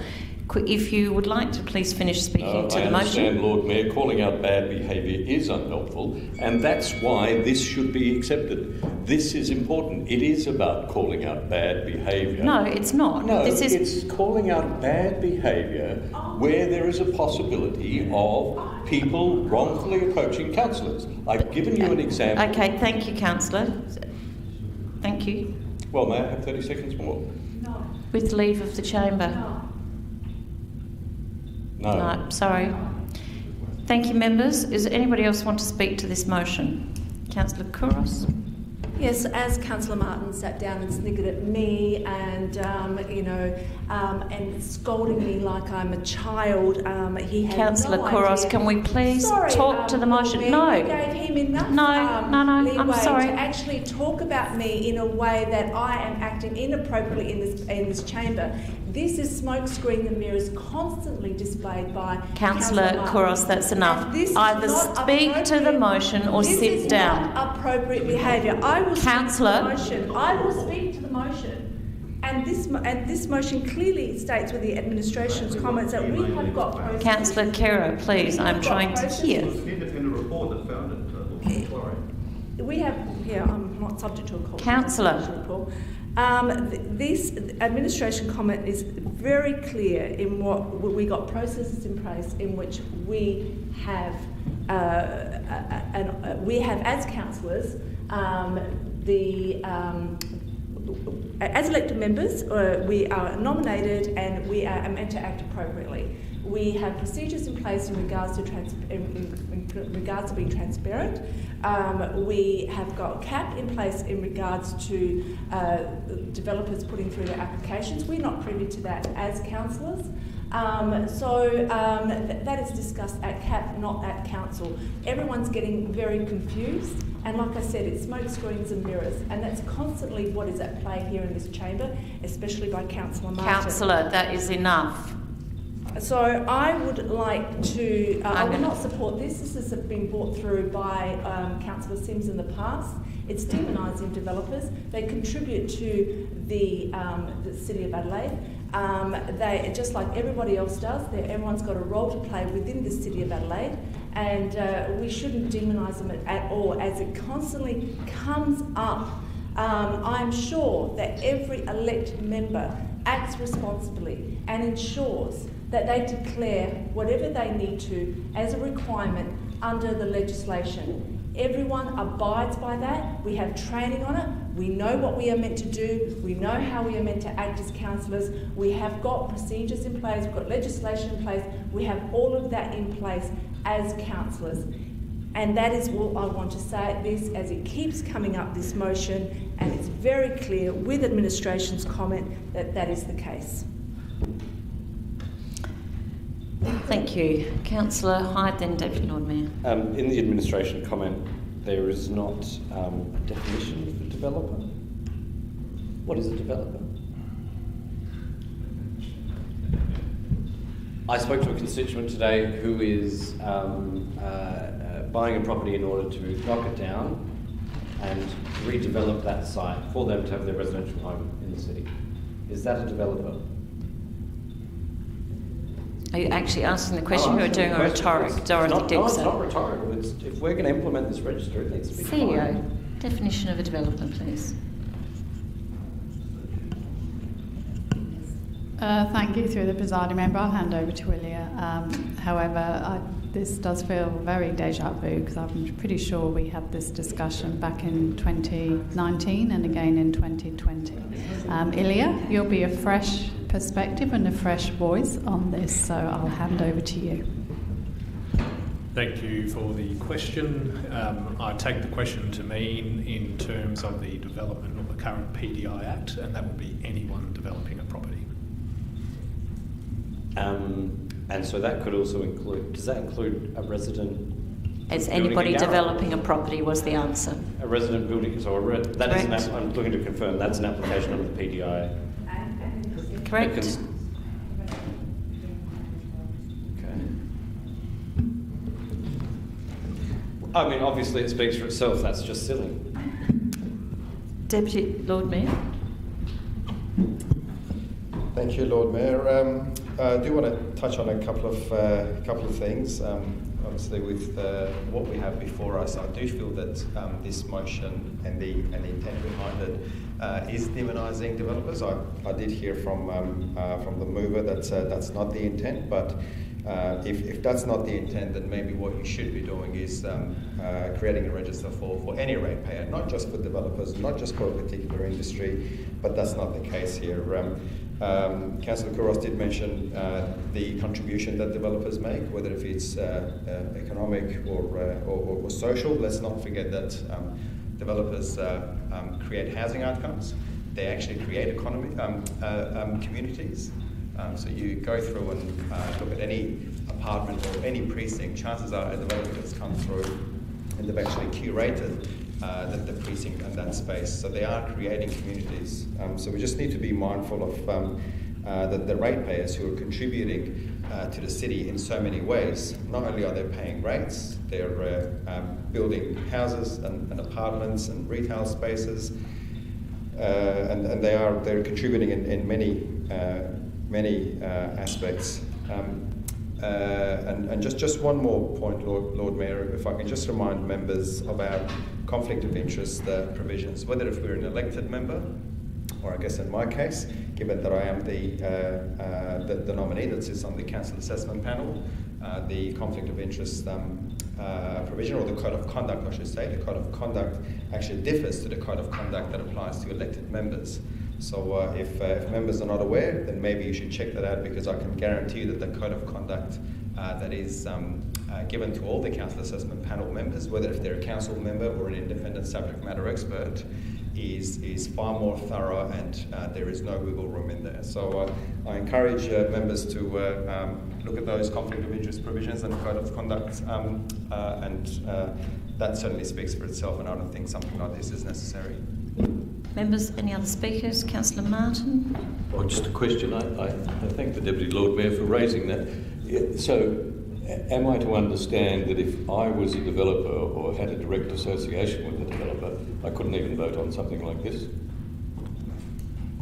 It's a serious question. No, that's not my understanding of it, CEO. No. I think that's confusing. Sorry. Okay, I'm seeking clarity. Just asking. Yeah, I'm not quite sure of the question, to be perfectly honest. Okay, no, that's fine.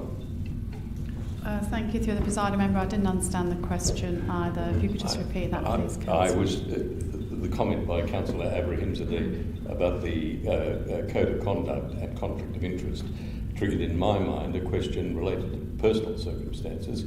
If I was a developer, in the context and definition that has been discussed here, would I be able to vote on this or participate in the discussion? Oh, I don't know. It's about disclosure, so why not? There's no detriment or benefit. Yeah, there's no benefit. That's all right. Yeah. Okay. So, members, if not, Councillor Snape, sum up. Thank you, Lord Mayor. And I guess my point to start off, yes, we do have processes, but processes can always be improved. And I would suggest to Councillor Kouros, are you saying that you're satisfied with the current level of transparency and accountability? Are you saying that you wouldn't like to see an improvement upon what we've already built? Well, I'm talking to a room. I was clearly referring to what, I don't know the best term here, but perhaps career developers and their corporations, not mum and dad seeking to build their dream home on a little spot over 18 months. It is about the active, ongoing development of our city and making sure that there are ethical decisions being made. I think development's fine. If development passes a pub test and it doesn't stick out like a sore thumb, for example, development's fine, and developers can work hand in hand with council and councillors. What I'm suggesting, and those who have recorded meeting with developers, that's not a bad thing. But what I'm saying is, if something does happen down the line, we've got a way of tracing it and going, oh, okay, that's perhaps not the best thing that's happened. That's what this is about. It's about transparency. It's not about demonising anyone. And I'll just. It's already clear where this is going, but I'll send it to a Members to the vote. Those in favour?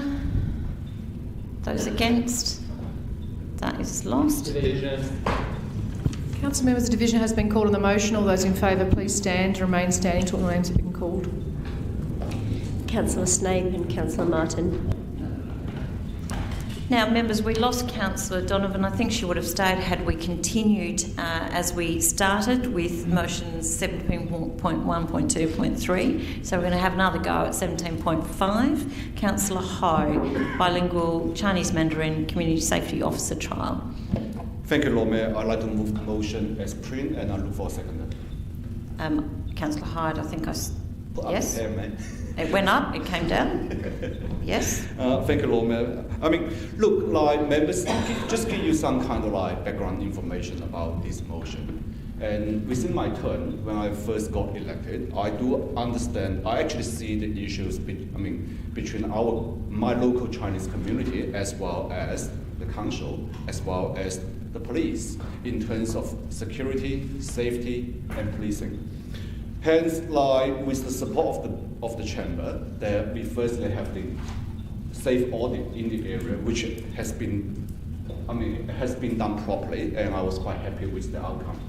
And then with the support from council, we also like help those local traders to install their cameras, security cameras, and council pay half of it, which works quite well. Unfortunately, COVID hit. And many of those people who conduct this kind of crime start to put their mask on. Previously, if they put a mask on and when they walk on the street, they're the strangers. And now, putting a mask on is quite reasonable. So the cameras doesn't really work, all right? And then when over the last couple months or even a year, when we see all those incidents because of drug or alcohol, or like some of also like caused by the Aboriginals from the north, that a lot of incidents actually happen in our area, and people start to refer some of the laws that are not using in this country. They start to talk about the English or the American casual laws or some other laws that we use in other countries, which is not appropriate. So I have been contacted by many of the traders in our community, and as well as the residents, in terms of how to deal with this matter. And I am not a professional. Members, I just used the data back to about 2 or 3 years ago that 27% of the residents living in the city of Adelaide are Mandarin speakers. 27% of the residents, all right? And looking at a lot of these people are newcomers, students, migrants, or even you just look at me, someone who have been here for 21 years and sitting in the same chamber like you do, I still have language barriers. If something happened and you ask me to talk to the police and describe the whole incident, I might still have some issues myself. Imagine the same thing happen to the people in my community, then they are unable to describe the whole thing to the police or to our council. And they will feel kind of like helpless. They feel they have been left behind. So that's why, with your support, Lord Mayor, thank you very much, as well as our admin and SAPO. Over the last couple of years, finally we have come up with something like this. And when can I have another 1 minute? Members, thank you. Thank you. And when I start to talk about this with the local Chinese community leaders, they love it. They say finally they see the light at the end of the tunnel, that probably someone in council can actually provide them the extra support in terms of like these kind of things, that whenever things happen to them, whenever like say instances like that happen to them, right, then they have someone to talk to get advices from. So I encourage members, please support this motion, as it is very important to my community. Thank you. Thank you, Councillor High. Councillor High, did you wish to speak? Members? Councillor Snape?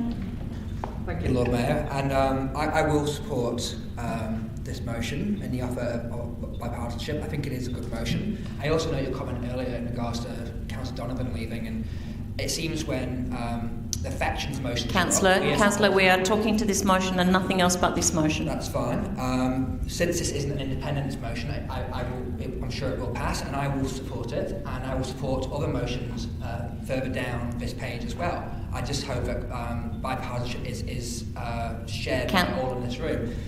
And I'll leave it at that. Thank you. Members, I'm going to hold you to speaking to the motions before you and nothing but the motions before you.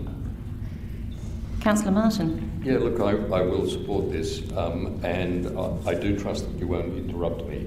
But look, I do want to make clear that it is not my view that Aboriginal people from the north are necessarily involved in criminal activity in the city or in any aspect of the city that is not consistent with other groups of people as well.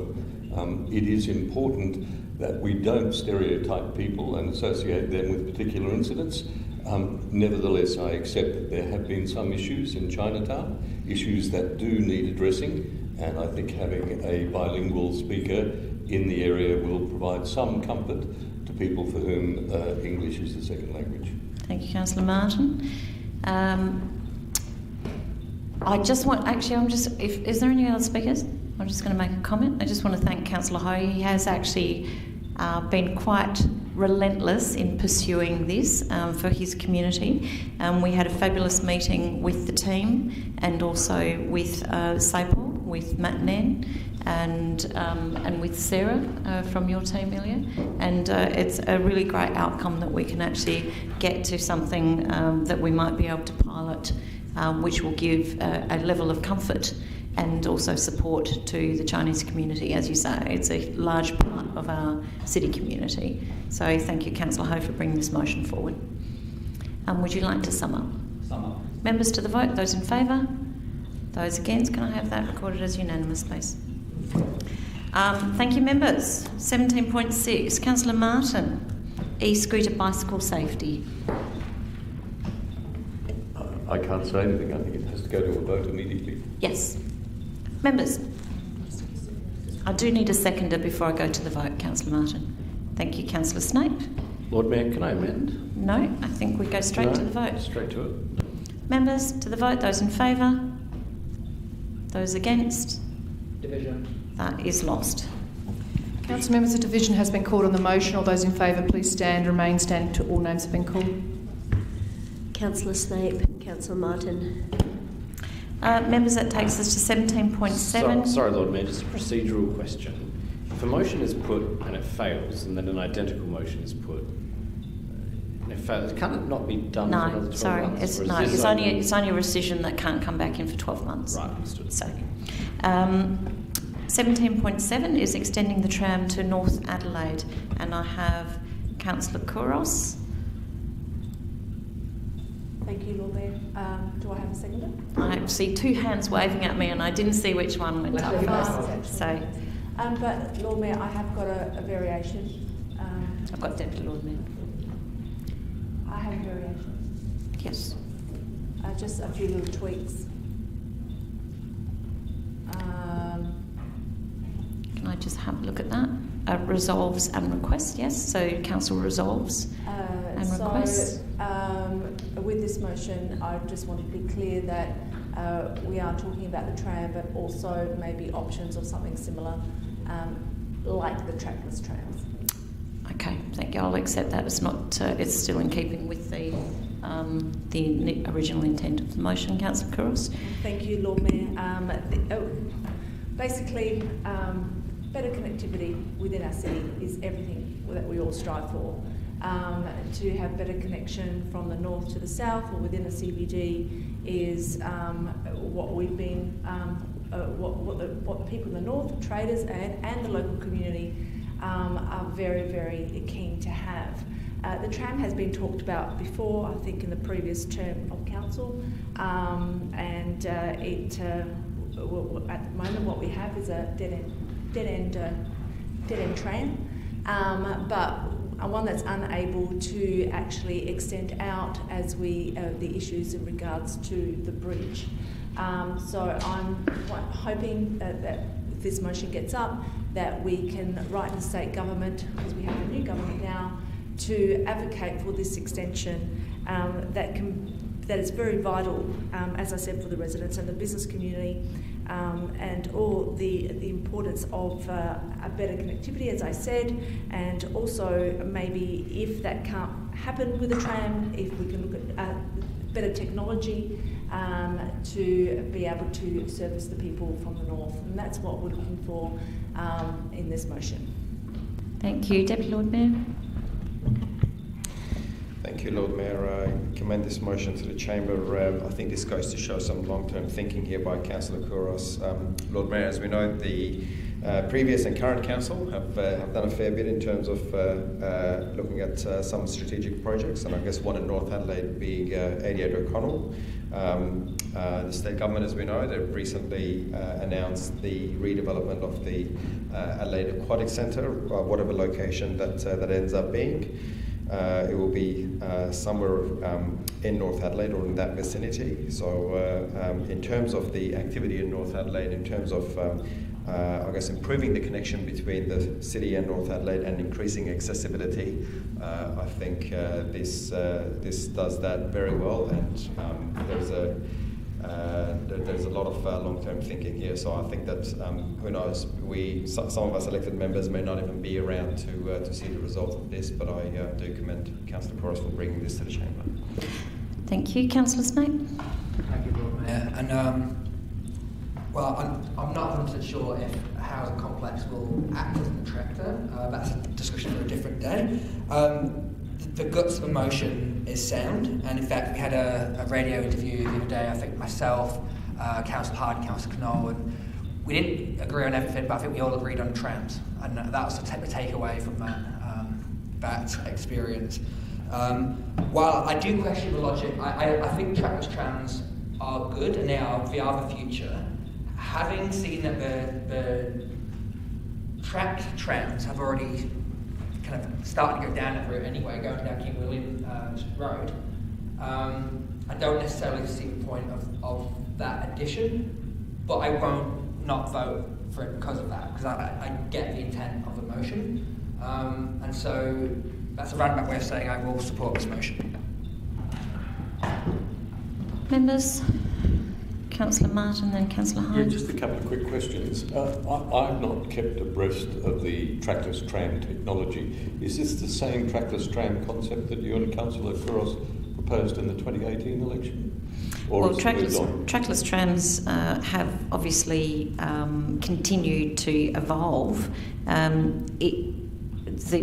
can happily tell you about the current technology. Yes. So, if anybody would like that. I can Google it later, it's all right. So, well, it's an interesting thing. It's certainly not a bus.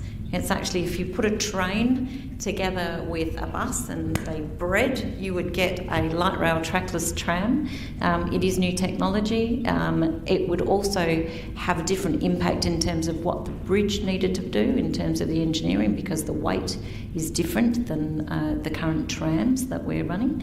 It works on different technology. It's GPS and LiDAR, which means that they don't have to stick to one track, but they can. And they're experimenting with all the hydrogen recharge.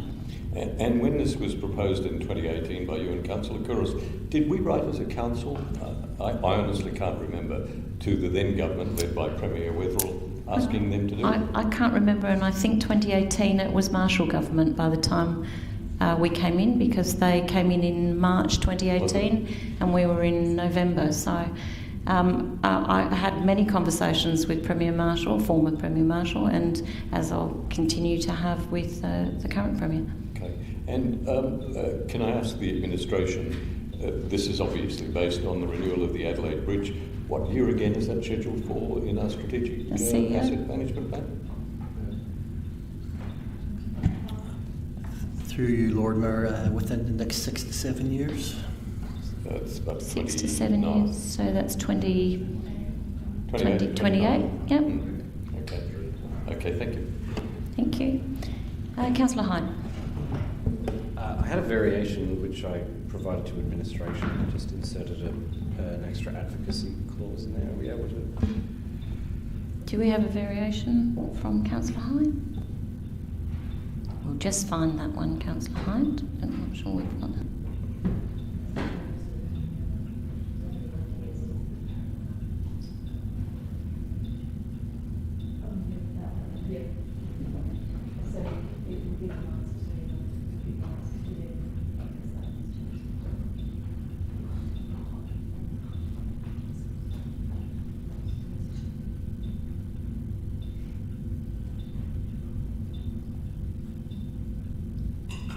Is that the one, Councillor? Yeah. So you'll have to scroll down so they can see the whole thing. So it's removing, I'm just checking that this is correct, removing, that's still 5. Yep. 5 is mostly the same. Yep. Is this a variation? A variation. So I'm going to the mover to, is that right? If you can accept it. Are you happy to accept this a variation to your motion? And I need to check with the seconder too, Deputy Lord Mayor? Yes. Okay. Thank you, Councillor. Do you wish to speak to him? Yeah, I think it just clears it up a little bit and states our position very firmly that this is what we are advocating for, this is what we want to see. It's a bit meatier than merely advocating in correspondence, but I think it sets a clear standard here that this is what we want to see as the City and North Adelaide council area. That's what we have to see now. Regarding the bridge itself, yes, it is an issue. I would expect, and through my discussions with the administration, that if we were to be successful in lobbying for funding to replace that substantial piece of infrastructure, then we could get that project underway as quickly as possible, or as quickly as our design team and contractors could allow. So I don't see its timing in the long-term financial plan as an issue, unless we are going to follow the long-term financial plan, in which case we would have been unsuccessful in lobbying for funding, which is the point of this. But it's also worth thinking about the trackless tram option, and of course there was a trial in WA, Lord Mayor, which you and I both followed very closely. That's been going for some time now. The technology has been better developed internationally as well, and we do know that the trackless tram option would actually mean that we could go over the bridge right now if we had that option available to us with minimal infrastructure over the other side, merely just to recharge the batteries on the tram. So I think it is something that we need to be open to.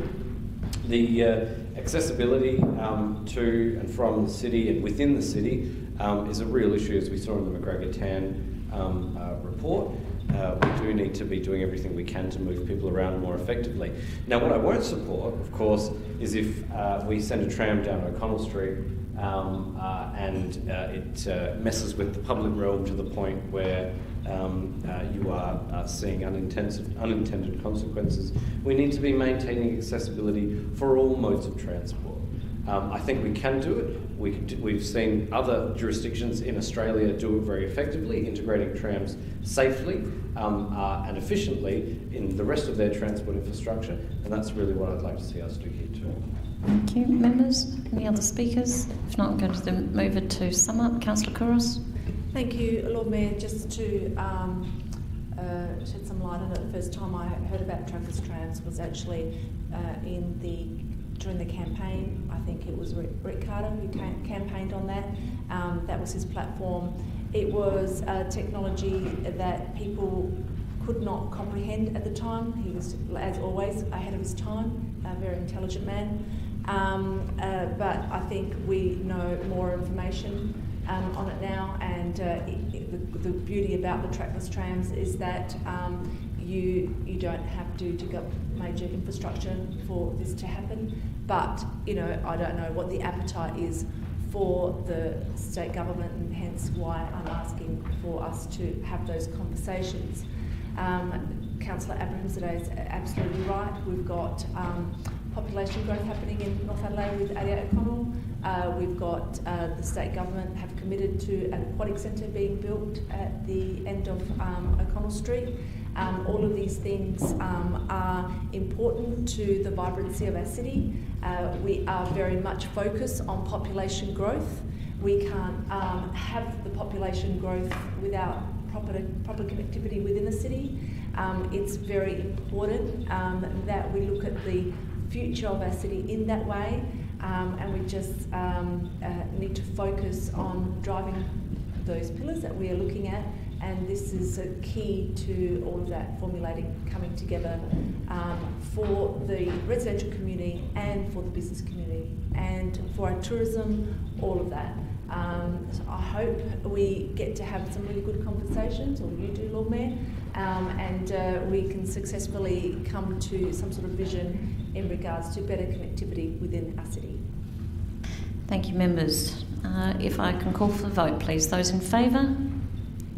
Those against? That is carried. Can I have that recorded as unanimous? Members, that takes us to 17.8, Councillor Hyde Shopfront Improvement Grant Round 2. Seconded, Councillor Kouros. Yes, Councillor Hyde. Thank you, Lord Mayor. I've been contacted by many businesses who were thrilled at this grant program, but disappointed that it was oversubscribed. I do think there is demand for this in the future. I think there are few grant programs that we offer on a rolling basis to our local businesses, our local small businesses in the City of Adelaide. There's plenty that we offer for community groups. There's plenty that we offer for people that are renovating heritage properties and those sorts of things. You've got other small grants here and there, very quick activations, sometimes weird and wonderful projects. This is a very sensible way that we can encourage businesses to spend money and reinvest in their city. I think if we look to refine the criteria upon which we assess these grants, look to really judge what we deem as the appropriate outcomes from them. We can do that by looking at the recent programs which we've submitted, and although this talks about the shopfront improvement scheme, we can also, there is nothing stopping the administration, and thoroughness would dictate that they should consider some of the other schemes that we've had which have been somewhat similar, so things like the outdoor activation grant, and then we do have coming up some Main Street grants as well. How that all works, what it delivers, if we can improve it at all, what the demand is, and what, in my view, a rolling yearly program should be.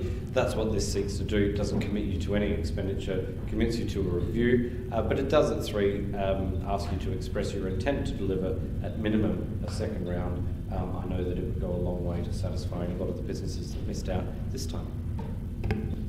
Thank you, Councillor. Councillor Kouros, did you wish to speak? Only just to say that I too have spoken to a lot of businesses who have missed out on the opportunity, and I just think commend Councillor Hyde for bringing this forward for us to review it. I think it's important to maintain our businesses within the CBD, and this is a great way forward to ensuring that we this policy remains active and under review. Deputy Lord Mayor or Councillor Martin? Just very quickly, Lord Mayor, these sorts of grants have been extremely successful. I've had a lot of positive feedback on this. It's not just the monetary contribution, but the way the business owners look at it is that they see it as confidence, that there is confidence for me and my business enough that the council is actually willing to come in and invest with me in my business. So not only does it contribute financially, but it definitely boosts morale as well for the business owners. Thank you, Deputy Lord Mayor. Councillor Martin? Yes, look, I'm confused again, Lord Mayor. Councillor Kouros added to the confusion by saying how important these grants were for our CBD businesses. Is the motion talking to the City of Adelaide or CBD? These grants are going to the City of Adelaide, so it is CBD and North Adelaide. Okay, thank you. And the second thing is, it's proposed, and I support this entirely, but it's proposed that a report be delivered at the end of July, obviously, for our August meeting, which is perilously close to the caretaker period. I wonder, could the administration provide advice about whether council would have the authority to enter into a substantial shopfront improvement grant weeks and days, in fact, from caretaker? CEO? Thank you through the chair. I feel comfortable as long as council made the decision before caretaker in terms of what it intended to do. Obviously, these will be then distributed under delegation. And would come through in the QF. Yep. Reports. Members, any other speakers? I'll go back to Councillor Kouros Councillor Hyde to sum up. Members to the vote, those in favour, those against, that is carried. Can I have that recorded as unanimous? Members, we have 17.9, Councillor Martin, Adelaide Fringe Access. Councillor Martin? Yes, Lord Mayor. In speaking with the Fringe, I was asked to withdraw this motion. It is their desire to use that space. They understand that there is community opposition, particularly from residents, and they have no wish to inflame circumstances further. So thank you, Councillor Martin. We'll withdraw motion 17.9. We have 17.10, O'Connell and Melbourne Street clean-up. So I have from Councillor Martin, I've got Councillor Kouros as a seconder. Thank you, Lord Mayor. It doesn't require a great deal of explanation. I've circulated to elected members and the CEO today photographs. Those photographs I took at the weekend. I have previous sets of photographs taken in preceding weeks as a consequence of ratepayers taking me on guided tours of O'Connell Street particularly, but Melbourne Street also, to point out areas where they believed that there was a necessity for some attention.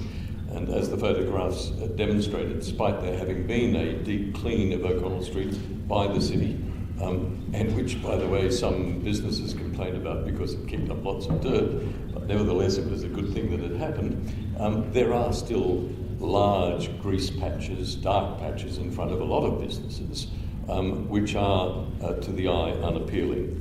But there is the wider issue of the safety problem associated with pavers which are rising out of the ground to a greater extent in O'Connell Street, to a lesser extent in Melbourne Street, and where they're also opening up to form large gaps. And it's been pointed out to me that there have been incidents where women wearing heels have become trapped in the pavement. Sorry? No, sorry, I said, have you been following me? Sorry. Women have been trapped in the pavement because their shoes have fallen through those gaps. And additionally, the metal plates which are used to cover infrastructure, including downpipes, are in places raising in Melbourne Street, but more particularly in O'Connell Street.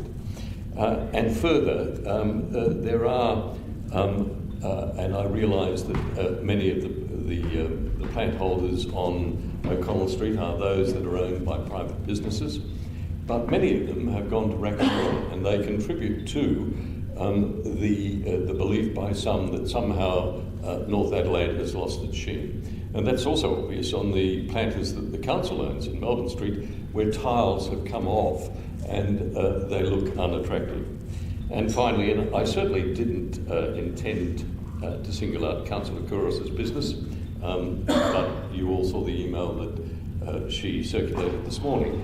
There is some concern among ratepayers about the suite of businesses in Fenchurch Street behind and parallel to O'Connell Street, where drums of oil are stored. The concerns are not only the smell and the appearance and the staining in the footpath, but whether indeed it represents a hazard. I believe that it is Council's responsibility to say to those owners, hey, it would be good for you to clean up this. It is unsightly, in the same way that we have done with laneways throughout the city where there has been a problem. Thank you. Councillor Kouros. Thank you, Lord Mayor. I actually share Councillor Martin's concerns. Just before Christmas, I walked the street from the top of O'Connell Street right to the end, right to the Caledonian Hotel, with our staff, and I pointed out exactly what Councillor Martin has just described. I understand there's complexities because some of these plant box things are not ours and we can't touch them, and the only way around that is actually to speak to businesses to ask them to remove it. Complex issues like that. In regards to the pavers, it's not just heels, it's actually, you can actually trip over them, and I'm quite happy to walk the street again to show administration, but you can see some of them are lifting and it is quite a hazard. There is a deep clean required. There is some TLC required, especially on O'Connell Street. I understand that we are putting on hold in regards to the master planning ideas for O'Connell Street, and maybe we can look at doing something in the short term, and that's what we discussed about 6 or 7 months ago. So I do share these concerns. We do really need to have a look at it. I don't know if we need to have a policy, I'm just throwing it out there, in place in regards to businesses and pots and what they can have out there and what plants, and because it does get a little bit tired when a new business comes in, no one takes care of it, or if the shop is vacant, and that makes it, that's part of the complexity. So I'm flagging that maybe there might be a policy that needs to come into play here, but I do share those concerns and would really appreciate a really good look at O'Connell Street in regards to that. Thank you, Councillor Kouros. Are there any further speakers? Councillor Ho? Thank you, Lord Mayor. Just have a question to ask though. Looking at the first line in the admin's comment, I'd just like to have a question that, like, by supporting this motion, does it give the priority or any extra attention to Melbourne and O'Connell Street? CEO? Because like it's already, you already got a schedule. Yeah, they are scheduled. Yep. Yeah. CEO? Thank you through the presiding member. I think the admin comment makes it quite clear what our current schedule is and the work that we have underway, some of which will be completed in June, some of which will be completed in August. I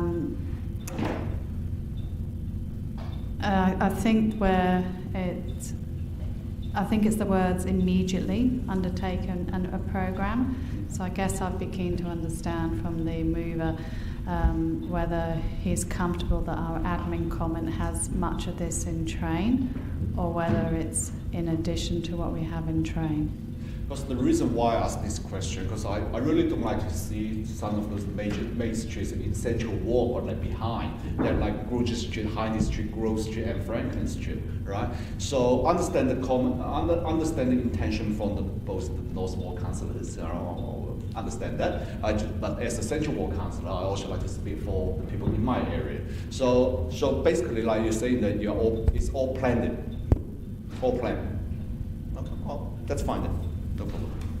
Members, any other speakers? I'll just make a few comments before I go back to Councillor Martin. Sorry, I just had to check my notes in. So several members and Councillor Couros did speak to me after she did the walk of O'Connell Street and spoken on several occasions. A lot of this work was assessed as part of the master planning process. As you can see in the admin comment, Melbourne Street is deep cleaned at least every 6 months and is due again in late June. The paving, the repairs look to be completed by the end of August, so we have, quite regular inspections. And I know that this was part of the improvement program that went alongside or hand in hand with the master planning program that we've been doing. I'm very happy to support this motion, Councillor Martin. I think it is actually part of what we are intending to do and is part of our scheduled maintenance. But we'll just clarify whether you need this to be brought forward at all in terms of the work that's currently being undertaken. So with that, I'll go back to you, Councillor Martin, just for clarification and to sum up, please. Yes, look, I am concerned that some of the more dangerous paving needs to be repaired. There is a risk to life and limb because of that, and it is that to which I refer when I talk about immediate. I am prepared to accept the cleaning schedule for the streets. I'm just asking that we do something other than the sweeper, which is very effective with the man with the squirting liquid on the footpath, but it seems to some of my ratepayers that in those instances where there is really deep ingrained grease and dirt, that something stronger might be required, specific attention. So to summarise, yes, I'm just asking in respect of the pavers that there be that immediate attention. But many of the other matters that I've placed here before everyone are involving council actually having a word with property owners about their planters, about the appearance of the property and so on. So yes, that's the intention. Members, to the vote, those in favour, those against, that is carried, and may I have that recorded as unanimous, please.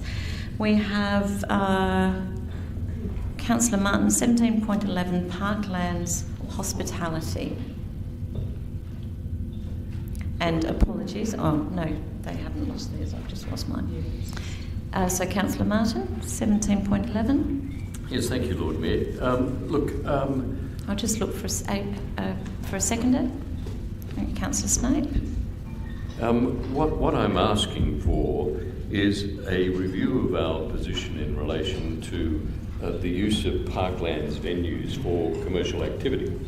Now, I make clear I do not have a problem with clubhouses which are designed for the use of club members, particularly where they're to provide changing and shower facilities and storage, and even a space in which members can meet and discuss issues of importance to the club. But there is an emergence in the parklands of venues which are being used for commercial activities. Now, I'm particularly concerned about Park 17. I was here as a councillor when a decision was made to allow a structure to be constructed for the Adelaide Comets. We walked around the ground. I can't remember whether you were there, Lord Mayor, but we walked around the ground. We had a look at the facility, and it was explained to us that this was a change facility, that it was designed to allow players more comfort and to provide limited catering to permit the sale of ice creams and pies and things on Saturdays. It is, however, morphing into a venue. And indeed, if you Google it, Crossbar, you will find extensive advertisements for a range of events, from conferences to meetings, for performances and the like. And if you have a look, there are pictures of umbrellas for drinks and food outside the venue. And most recently, the venue has become a performance venue.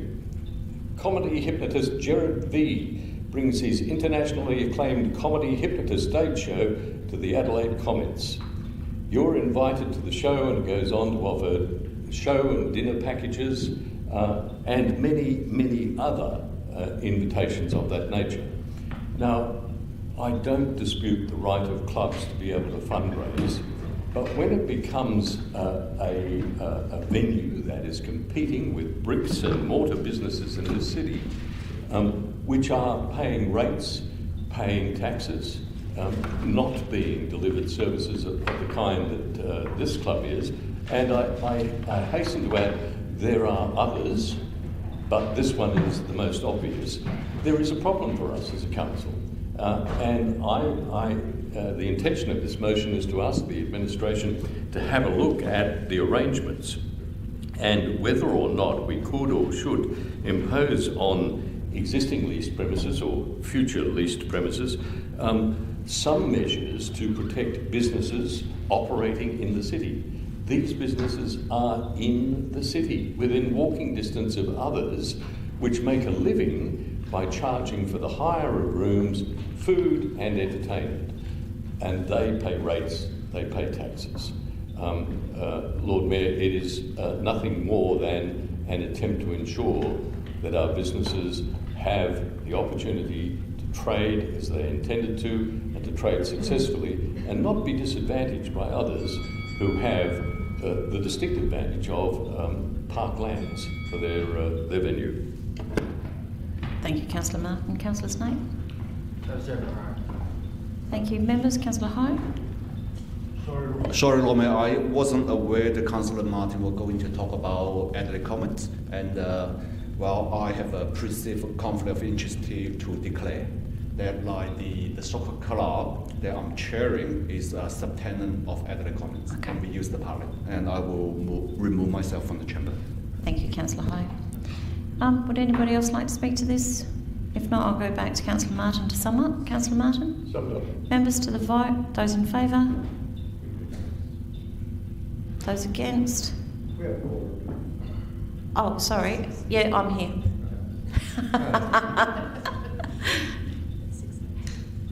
Sorry, could I take that vote again, please? Those in favour? Those against? That is carried. Sorry, Councillor Couros, you voted both times, so it's still carried. Members, that takes us to the last, nearly last motion on notice, which is item 17.12, Councillor Hyde, temporary parking control fees for funerals from the 1st of July. Councillor Hyde? Thank you, Lord Mayor. Councillor Couros just waved at me. I've got a seconder.